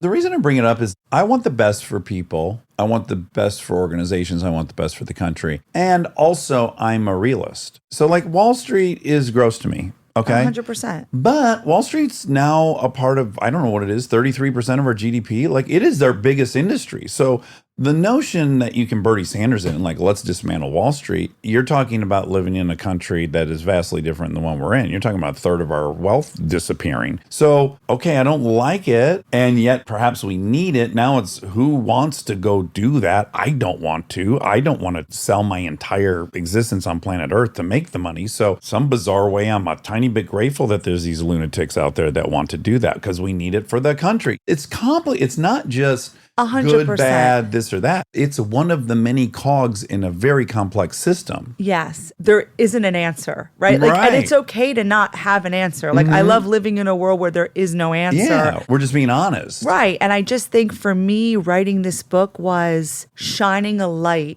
a personal and honest and authentic view on what goes on. So people have their eyes wide open when they look about future careers. Yeah. There's a reality also to social pressure. So we can say it won't affect them, but more people write books about these things or come out. And there's pressure put on companies to do better when everyone's like, that's dangerous or that's bad or you're bad. It weirdly distills down into an issue of consent. Because if someone wants to work 90 hours a week and snort coke all night, I don't care if they're consenting to that. We all get to pick what life we want to live, and I want everyone to have whatever option suits them. I can be at peace that some people have lives I would find toxic and terrible, as long as they knew what they were up for and that they actually consented to the thing they were sold. I think that would be the best outcome of this is just knowing what people are consenting to. And then if they consent, I don't really give a fuck how miserable their life is. I mean, I guess also in that vein, if you're with an abusive person and you're deciding to be in that relationship, you are deciding to be in that relationship, like you're making that decision. It doesn't mean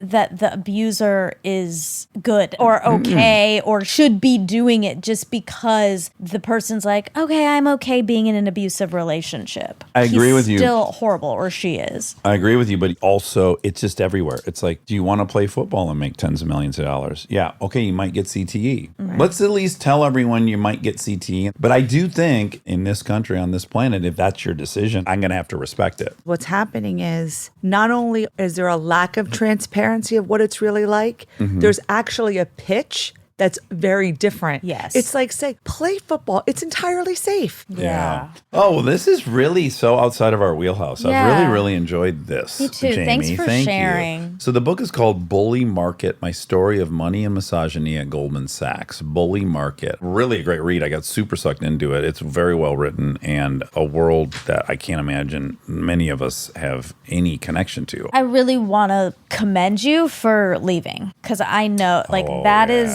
the hardest thing anyone can do. Right now you're telling her story. Like, she's stuck with me with these And I golden wanna handcuffs. die. She just wants out so bad, but she No. bought a house she's got to remodel. No, for a woman especially, to have reached a level of success, to be applauded for that, the pride. Knowing to- there's less opportunities for you. So if you got one of the 100%. few opportunities. Exactly. They made you feel like you scored, and in a lot of ways you did. To walk away from that, it is almost impossible. So the fact that you did it is really, really commendable. Thank you. And I do think that's why my story is a bit unique, because a lot of women who got to that rank stayed or went to a competitor. Well, I'm a cynic by nature too. So I will say, if you had written this book after 3 years of being there, what I might have cynically thought was, well, yeah, you didn't make the cut, so that's why you're pissed at the place. But you made the cut. You were in the gravy spot. You know, you could have ridden that out. I'm so glad I left. I mean, my husband and I talk about it all the time. Like, I back to who I was. Yeah. Who you like. Yeah. Yeah, that's incredible. Yeah. Well, thank you, Jamie, so much. Thank you for having me. It's our been pleasure. amazing. All right, be well. And now my favorite part of the show, the fact check with my soulmate, Monica Padman. We get support from Skims. Oh man, do I love Skims. I've been living in the Skims lightweight cotton collection all summer, and I have to tell you, getting dressed has become so easy. I just throw it on. It just feels right immediately, whether I'm grabbing coffee or I'm on the couch all day or I'm out, even going to dinner. The cotton is so lightweight and breathable, which in this heat is a non-negotiable. The cotton jersey t-shirt, I just need everyone to know about this one. This one hugs in all the right places. It's very soft and it still looks and fits the same after months of washing, which is very hard to do, I feel, with t-shirts. I've been wearing the black cotton jersey t-shirt with basically everything all summer long. It goes great with any patterned skirt or shorts or pants. I mean, anything, truly. I believe that's probably my favorite piece from the cotton collection, but they also have great lightweight cotton thongs that are so comfortable and they're cute. That is a very, very hard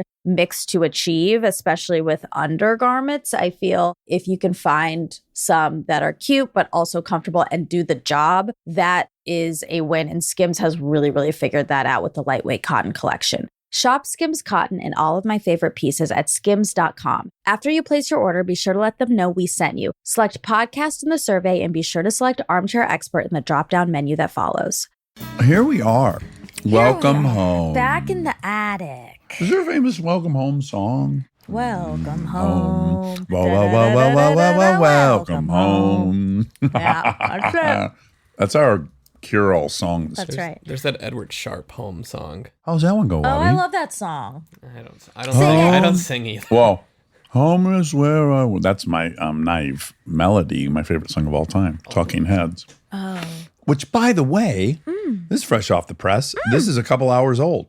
Driving the kids to school this morning. Yeah. And there is a new version of my very favorite song. This Must Be the Place by the Talking Heads. It's by Sure Sure. Can I play you 2 seconds of it? Please. It's an exciting version of it.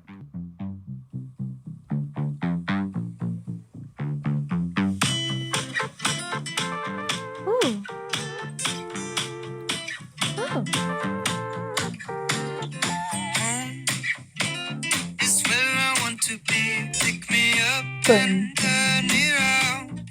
I feel numb. Going with the weak heart. Guess I must be having fun.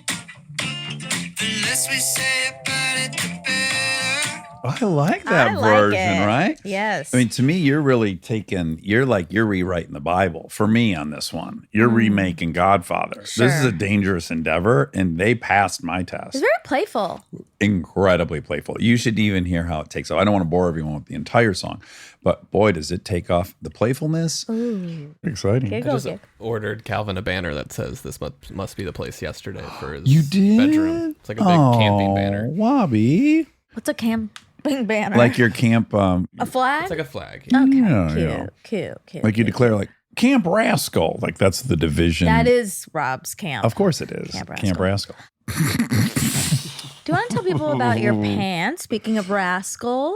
I mean, I think you would be way better off describing my pants. Okay, so you bought They're some out pants, there. and you've made an alteration yourself. I thought these pants were going to be like thin summer linen-y pants. Linen, okay.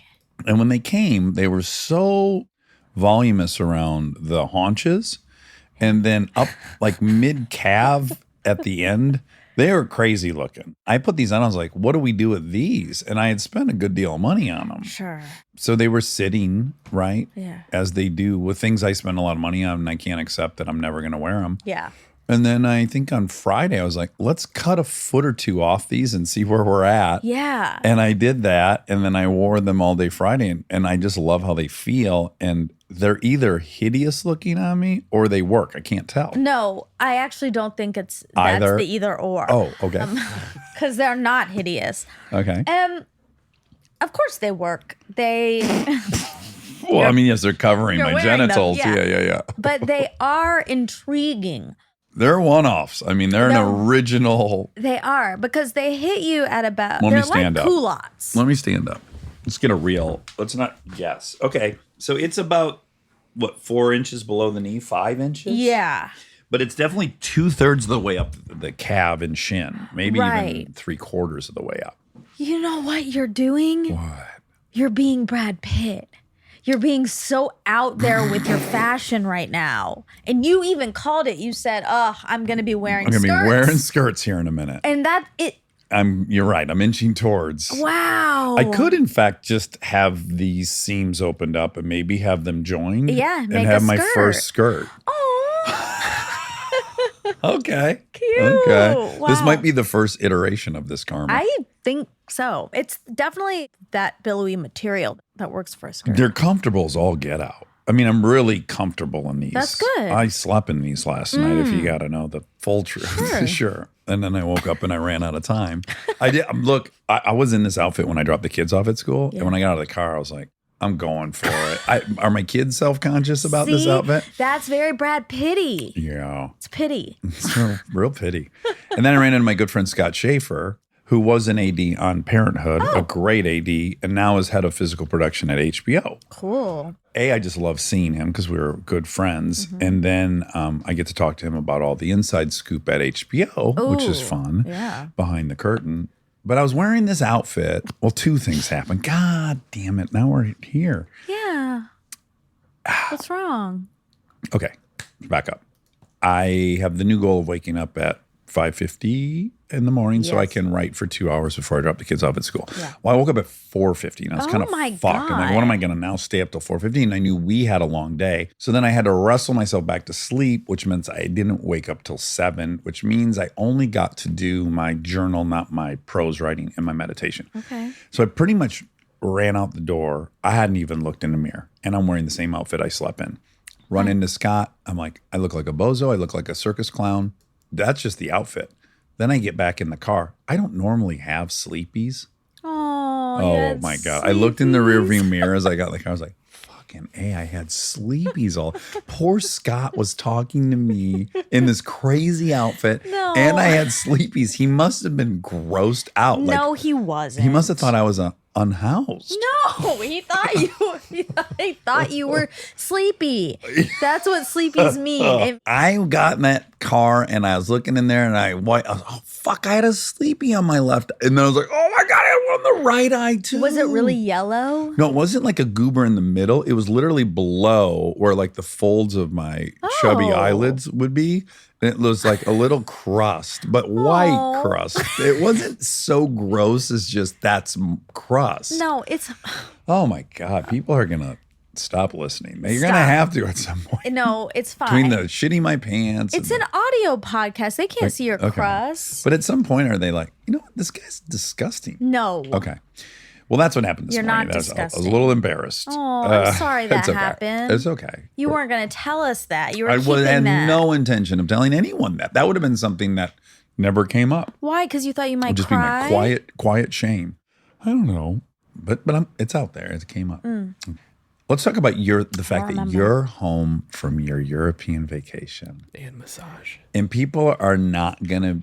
And massage. They're not going to be cool with us not asking an update because our last fact check ended with heavy speculation. That's right. And heavy encouragement. You have a ring on your finger? Yep. I am engaged. Oh my, it's a huge development. I do have a new ring. Thank you for noticing, Rob. It's a beautiful ring. Chanel.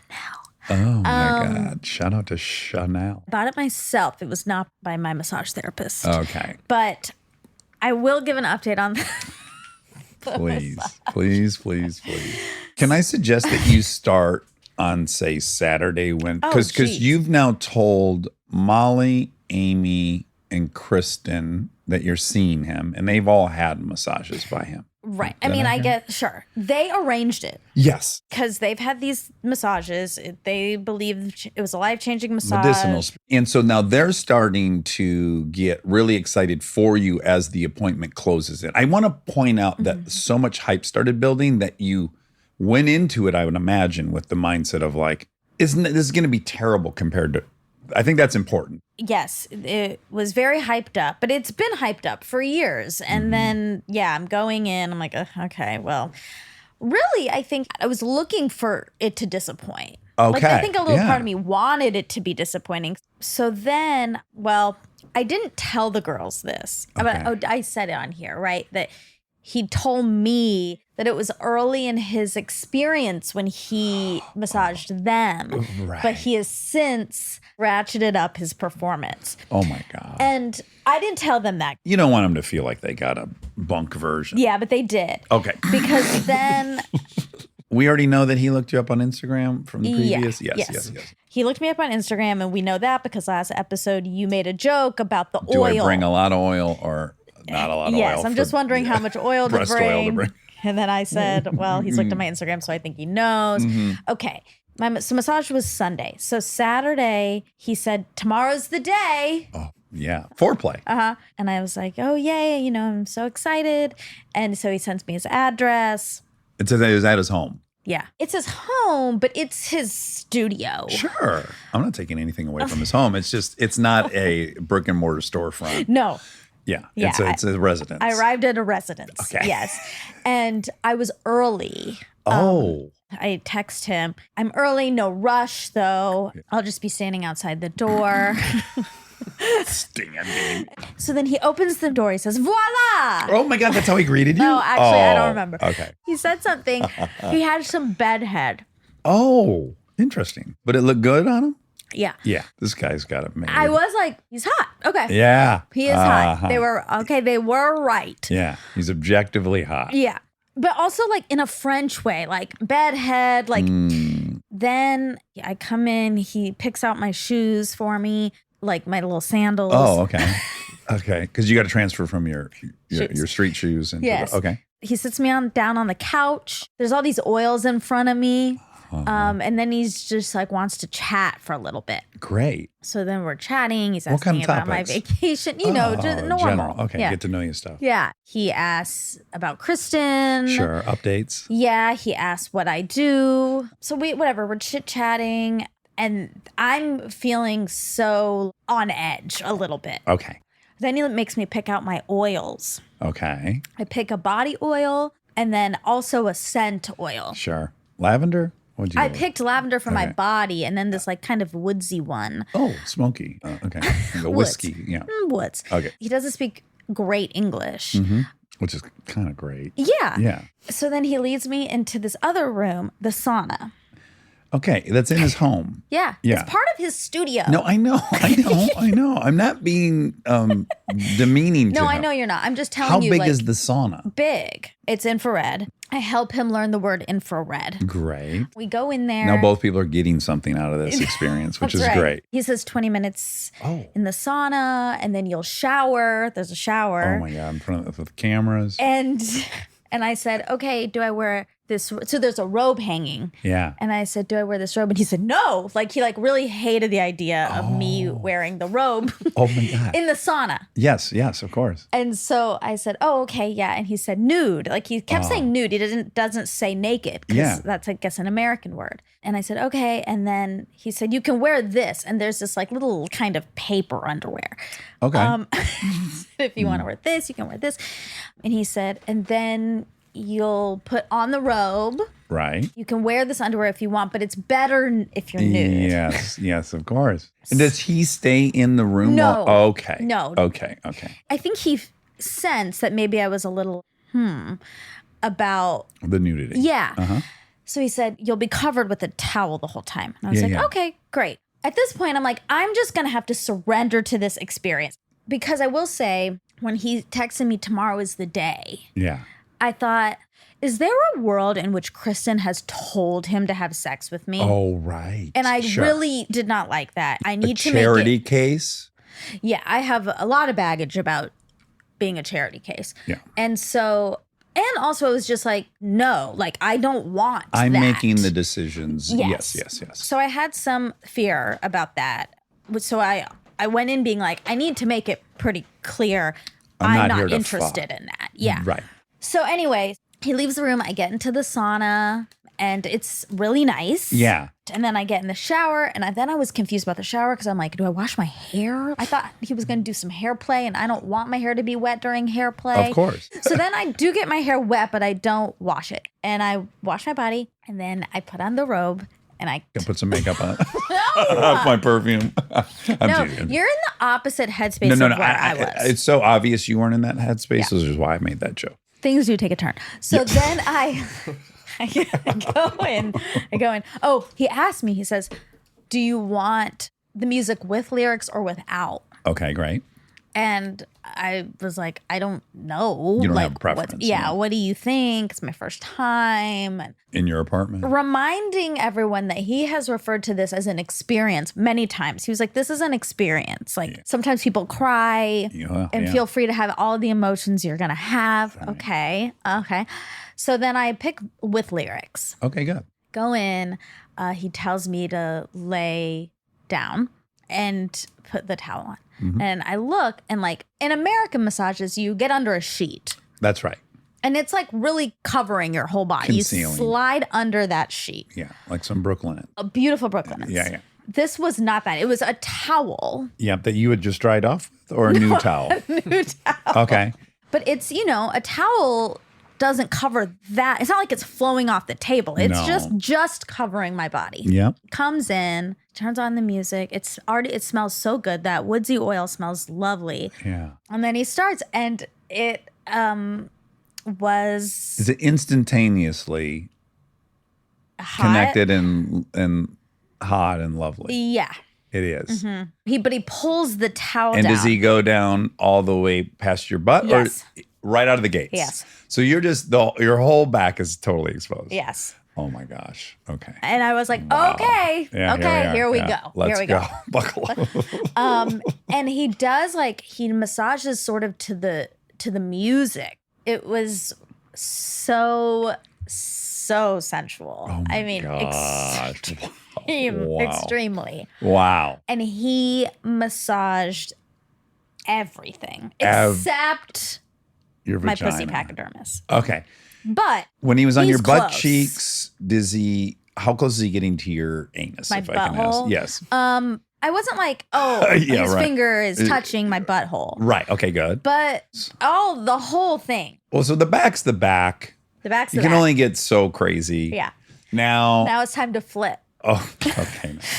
So he whispers to turn over. Okay. And I do. And there's multiple seconds before the towel comes back down on me. Oh, Rob. What's your heart rate at right now, Rob? He's just staring. Oh my God. But And does he by make then- eye contact with you? Well, my eyes are closed. Okay. You can just feel that he's staring. It's not like you flipped and he walked to another side of the room. No. He lifted the towel and So it's you could roll over. Yep.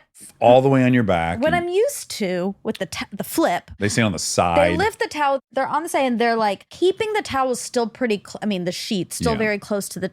So you're kind of squirming to get over. Yeah. This is not that. The towel comes up. Right. You flip over. Out in the open, I flip over and then I'm there for some time before the towel comes back on. How long do you think? 5 full seconds? 1, 4 to 1,000, 5. 2, 4 to 5 1,000, 3, seconds. 1,000, 4, 1,000, 5. Wow. What's happening at your titillation meter? Just being bare nude in front of him, knowing he's just enjoying the show. Well, at that time, since it was like halfway through, You're warmed up. yeah, Yeah. I was. You were in no hurry for him. I to wasn't. It was fascinating. That's very erotic. It was incredibly erotic. Just someone deciding they'd like to stare at you nude might be more erotic You're and like exciting so than exposed. than even like touching in the middle of kissing. This is such a weird thing to say, but I feel like we had sex. Right. I really do. Because of the level of intimacy. intimacy and exposing yourself and trust. It was so intimate. There was one thing he did.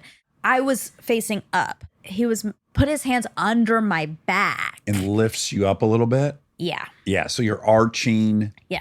Oh my goodness. But your breasts are now being They're out. jutted out. Everything's out. Right. except And that. as he pulls your back up, they're now shooting out, right? Like am I understanding this right? Like he's kind of rolling your Yeah, spine. I guess. It was Wow. like what you would do during sex. It's a Yes. sexual move. Yeah. He did not touch my okay. vagina. I'll Okay. be Okay, great. very clear about that. Great. See, Now I tell feel me like- about the breast portion. Yeah, He was rubbing your breasts. Yes. Over the nipples and everything. Yes. Oh my God.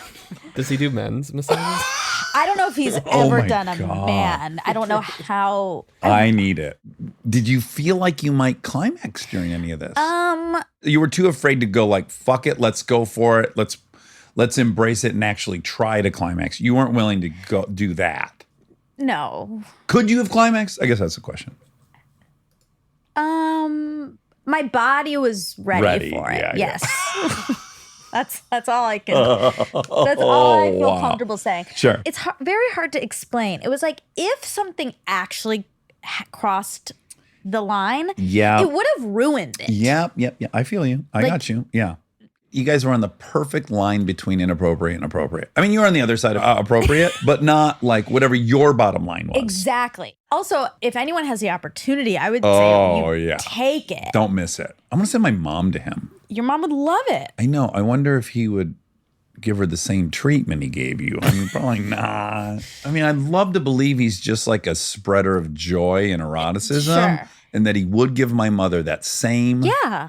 But he wouldn't. Well, he would. Well, no, he certainly wanted to date you. Well, he said after, he said, you have a perfect body. Wow. And I was glad he said it after Yes. and not during. Right. It was once I had my robe back on, we were You out were of safe. the room. Yes. And then, am I right that he asked what you were doing? Yeah, but I think You think that was just innocuous? yeah. What do He you asked think, what Rob? I was doing later that night. Directly after he said you have a perfect body. No, it was a little. It was 5, like 6 a couple minutes after. minutes after. Yeah, Rob, that was a request for a date. Yeah, it sounds like it. Yeah. Once he said I had a perfect body, I was incredibly flattered. Yeah. I was. You were floating. I was already.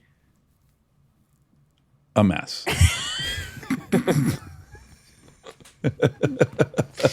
Yeah, and so then he said that, and I was like, I gotta go. I gotta go. Like I got to go now. Right. Yeah. Wow. This is one of the best stories I've ever heard on this show. It was a big day.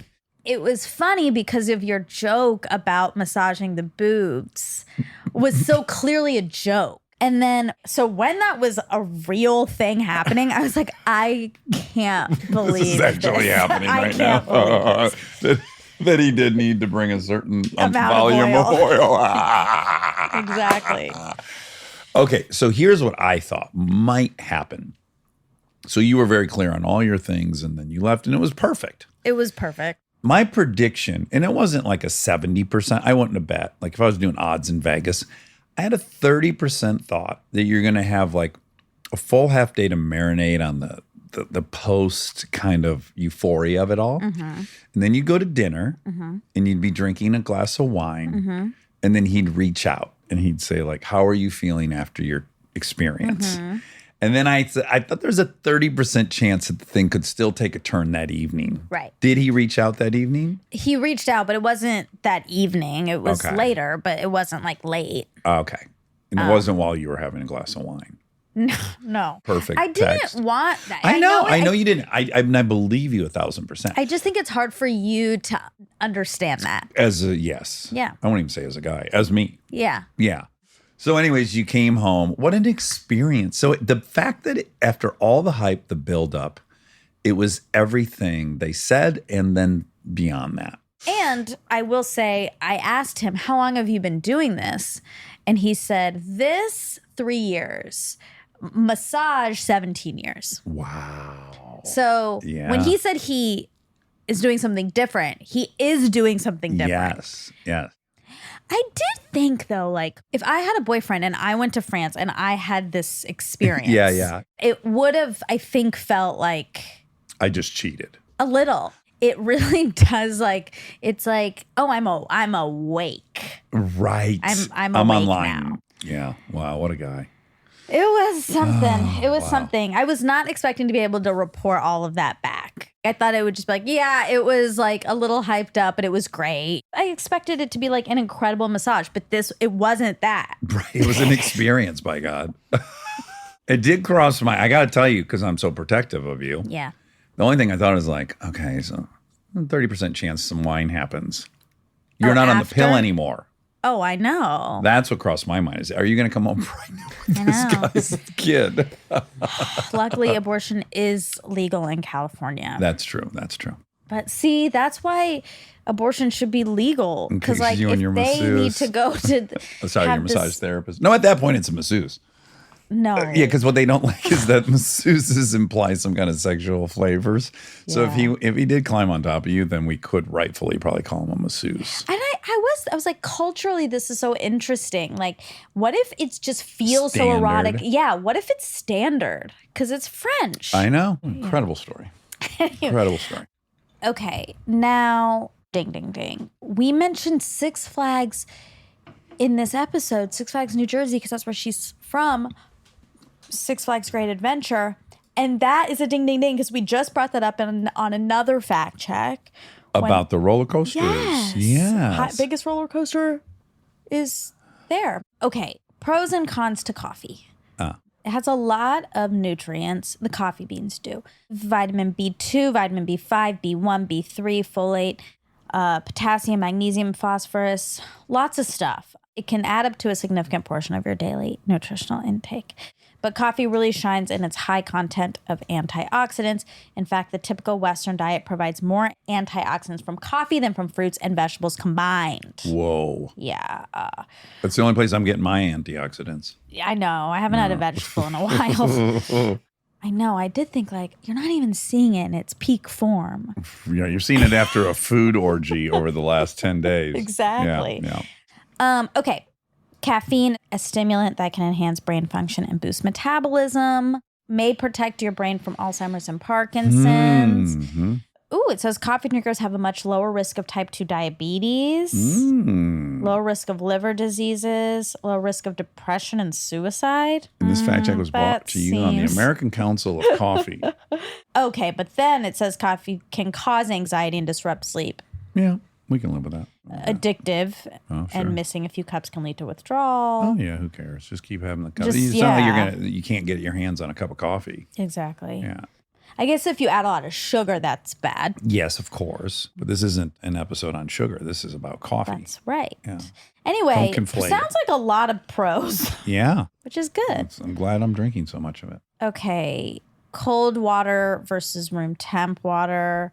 I'm always told the Chinese believe it's not good to drink cold water. I don't think it's about Chinese. That's what I'm always told. Oh my God, it is. Okay. All water is good. Dr. Jill Blakeway, a licensed and board certified doctor of acupuncture and Chinese medicine and founder and clinical herbalist at Yanova, says cold water is refreshing and cooling. It's great on a hot day and a good choice after exercise. Okay, so drinking warm water may be better in some instances, whereas drinking cold water might also be more beneficial. It says room temp water can make you less thirsty. Cold water is beneficial after a workout. Room temp aids in digestion. In Chinese medicine, you're right. In Chinese medicine, we advocate drinking warm water because of its effects on the digestive system. Drinking cold water can congeal the fats in food, and because of that, can make the digestive system sluggish. Well, look, this I think we can say without getting into too much hot water. Ding, ding, ding. Different populations of people around the world struggle with different issues. Yes. Kind of pandemically. Yeah. Warm water improves circulation and can relax muscles, which combat constipation and abdominal cramping. Cold water can stuff up your sinuses. Room temp water boosts metabolism because it increases your overall body temperature. Cool. Okay, that's enough. Yeah. Does scoliosis skip generations? Is scoliosis genetically passed from parents to their children? Strong evidence suggests that scoliosis runs in families, but no direct evidence has been found. Also, nearly a third of patients with adolescent idiopathic scoliosis have a family history of the condition. Only a third. So, That's not huge. And that's from the Scoliosis Institute. Okay, she went to a good college, and she says it's one of the 7 sisters, and I didn't know what that was, and I felt like a bad uniophile. I don't either. Okay, the 7 Sisters refers to 7 highly selective liberal arts colleges in the northeastern U.S. that are historically women's colleges. Okay. Barnard, Bryn Mawr, Mount Holyoke, Smith, Wellesley, Vassar. Vassar College is currently a coeducational college, and Radcliffe College was absorbed by 1999 by Harvard College. Oh, wow. Okay. I only knew 2 of those. I knew Vassar and Barnyard. Barnard. You knew Wellesley, right? Oh, yes. I Yeah. think that might have been in Catcher in the Rye. And Smith, I knew. But I didn't know, well, Bryn Mawr, I think, is where she went. Okay, now we know it. Now we know. I didn't know Mount Holyoke. Nope, still don't. These colleges were created to provide women with the educational equivalent to the traditional male Ivy League colleges. It's pretty cool. I like that. Okay. The New York Times article about the indicators that lead to climbing the economic ladder. It's called, quote, friending bias. Okay. And it was in August of this year. A large new study offers clues about how lower income children can rise up the economic ladder. Growing up in a community connected across class lines improves kids' outcomes and gives them a better shot at rising out of poverty. That's what's cool about our kids' school. It is very cool. Yeah, it's half haves and half have-nots. Yeah. So if you guys want to read this article, it's interesting. Okay. You said when traders have wins, they get a bump in testosterone. Right. So I could not find evidence of that. What there is a ton of evidence of is when city traders have high morning testosterone levels, they make more than average profits for the rest of that day. Oh, wow. So the testosterone affects the outcome in some ways, weirdly. But I couldn't find the reverse. Okay. Do you know women have more testosterone than they have estrogen? Yes, but the percentage is Lower than males. Yes. But what's interesting is we think of estrogen as being the female hormone Right. and testosterone being the male hormone. And obviously there's a big difference. But I don't think anyone realizes women have more testosterone than they have estrogen. Yeah, we learned that in our fertility podcast. Oh, you did? I learned it on Huberman talking to Peter Attiel. It was with Oh, was it? Oh, okay. And depends on the person, the levels. I have a lot. I think. Self-diagnosed, like my sad. Testosterone is the big opponent of fertility in men. So for people who are thinking about doing testosterone replacement therapy, you absolutely cannot do it if you want to have kids. It destroys your fertility. Yeah, exactly. Okay, the rate of opiate addiction in vets while in Vietnam is 30%, and they come home and 4% remain addicted. That's the numbers? That's what you said. Oh, okay. I've lost complete faith in those guesses. There's this huge publication I found, and there's a table in here. You're definitely right. Let's just say you're definitely right that the number goes drastically down. There's a staggering drop once off when they come return. back. But I'll read some of this because I have it broken down to any narcotic use, any heroin use, narcotics more than weekly for a month or more, addicted to narcotics at any period, urine positive for narcotics. Okay. So let's just use any narcotic use. 10% since return. Okay. And 43% in Vietnam. Okay. And 11% before Vietnam. That's really weird. It came down. It came down after. Wow. Yeah. But yeah, 43% narcotic use. Yeah. That's a lot. Yeah, 2 out of every 5. Okay, I have a surprise. Oh. It's not really a surprise because you told me to look it up, but Although it is a surprise because I've forgotten. Yeah. that I told- Aerosol or roll-on? You have the best speakers I've ever heard on a Mac. Really? Well, it's so loud. The traffic. I can't read the boss. The baby. The dog. That does it. Calgon, take me away. Lose your kids in the luxury Look at that of a bathtub. Calgon bath. Calgon softens the water to leave skin. She's in a feeling silky smooth 6,000 as it gallon lifts your spirits. circular bathtub, Luxurious in fragrant Roman world of pillars. Calgon. I love it. Pamper yourself with a Calgon bath. Lose yourself in luxury. They were one sentence away from saying have an orgasm. it's in the kind of bathtub. ding, ding, ding. My It's massage. very ding, ding, ding. They're promising that Calgon can give you the experience you got in that man's apartment. Good luck, Calgon. Oh, no. You lost something. You lost the whole document. No, what happened? Well, I would imagine it'd die after the volume of the. All my tabs went away. Oh. I don't think I have very many left, but Did your Chrome crash? Sometimes if you reopen it, it says reopen tabs. I know, but it didn't. You guys both use Chrome? Yeah, you should use Chrome. It's good. Fuck. Sign that you're a good employee. Adam Grant said. That's right. Yeah. That's right. Was it Chrome though? Yeah, because Safari comes default on Apple. Yeah. And Chrome you've got to add. And Windows Explorer is the default. Browser. I don't even know what Windows. Internet Explorer I think is discontinued now. I think Firefox maybe. Oh, Firefox. Yeah. That was the most best employee, wasn't it? Firefox? No, You were really out on a limb. Chrome. Okay. I just like because it integrates with Google, everything Right. Fuck. Okay, I'll start using it. Just use it. It's always begging me when I open Gmail to switch over. Do you think maybe you're not using it because you're like, I don't want to be an employee anymore? No, I don't. It's probably an inflated confidence in Apple. Like, well, Safari's got to be the best. I like all the other Apple suite of products. Yeah. Yeah. Safari's good. Safari's good. You know what's cool about Chrome? Tell me. I could pull up my history. Oh, well, you can do that No, on Safari. no, Yes, you of course. can't. Proprietary to Chrome. You can. Yeah, you can do that on AOL. I mean, No. that's OG shit right You there. definitely, it's Chrome. I'm just want to earmark out loud, but on a next fact check, because this one's been so wonderfully good and Robust? long. Yeah. But just want to earmark that I have a grievance to air. Oh my. Got outraged the other day. So just speaking of that, while you look at your thing, there's 2 things that sound racist that aren't in Formula One. Oh, what? Because they say regularly, like the Spanish driver, because it's an international sport and all these guys are from different countries. Yeah. So they'll say like Carlos Sainz, like the Spanish driver is, running. They'll refer to their nationality a lot. Oh, I see. But when they say the Mexican driver, because Perez is from Mexico, it just feels racist. That's right. And the other one is Zhou Guanyu. He's from China. And when they say the Chinese driver, I don't especially like if he's spun out or something, and they'll say like, "Oh, the Chinese driver went wide on." It sounds deeply racist, but it's objectively not because they're saying everyone's nationality. But for some reason, when they say the Chinese driver or the Mexican driver, No, there's a reason. It's because in America we do that to those nationalities. well, you just rarely hear someone saying this Mexican. It's never positive after That's someone. what I'm saying. Yeah, That's very American, though. Always I'm like, oh, Chinese driver. Why'd they just say that? It's good that you have that reaction. I like that.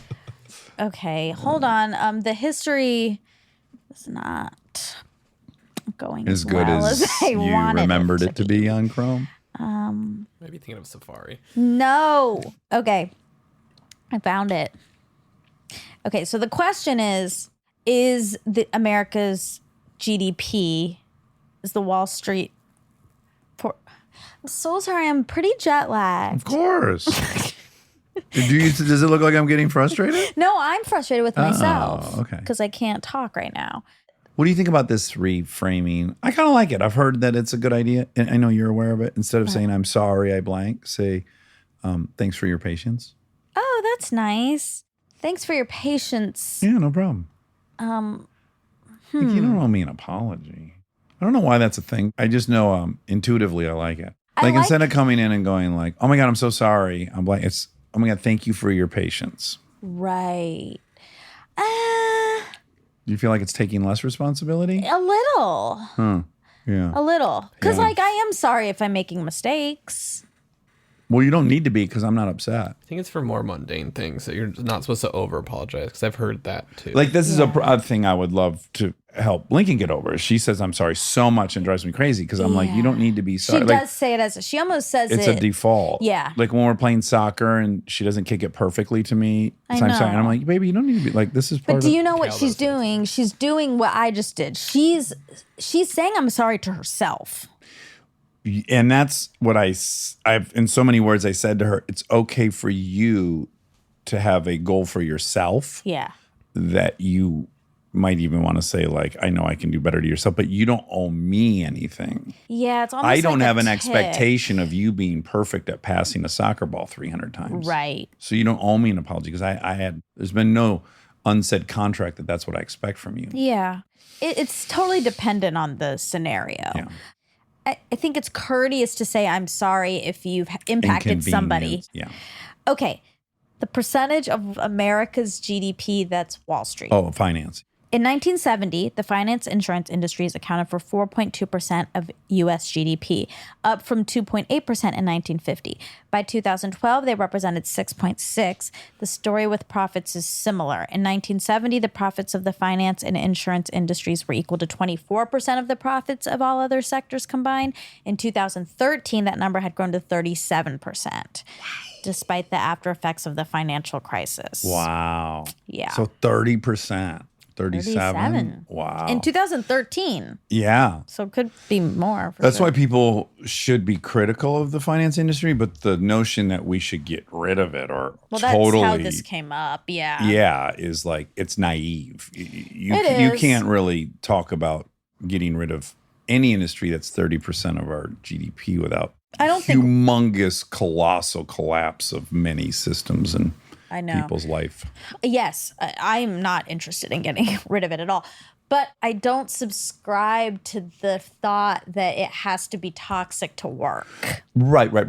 Nor do I think we should be held hostage by any industry. That's not what I'm saying. I'm talking to the people that are like, dismantle Wall Street. Totally. No private banking. Like this is I agree. It's a big cornerstone of our overall economy. Yeah. And really, it's all England is now. They stopped manufacturing. They have some luxury goods. They have Burberry. That's a luxury good, yeah. Burberry trench. Okay, that's all for today. Okay. And now we have an Easter egg for next fact check, which is always exciting. Love you. Thank you for that great story. You're welcome.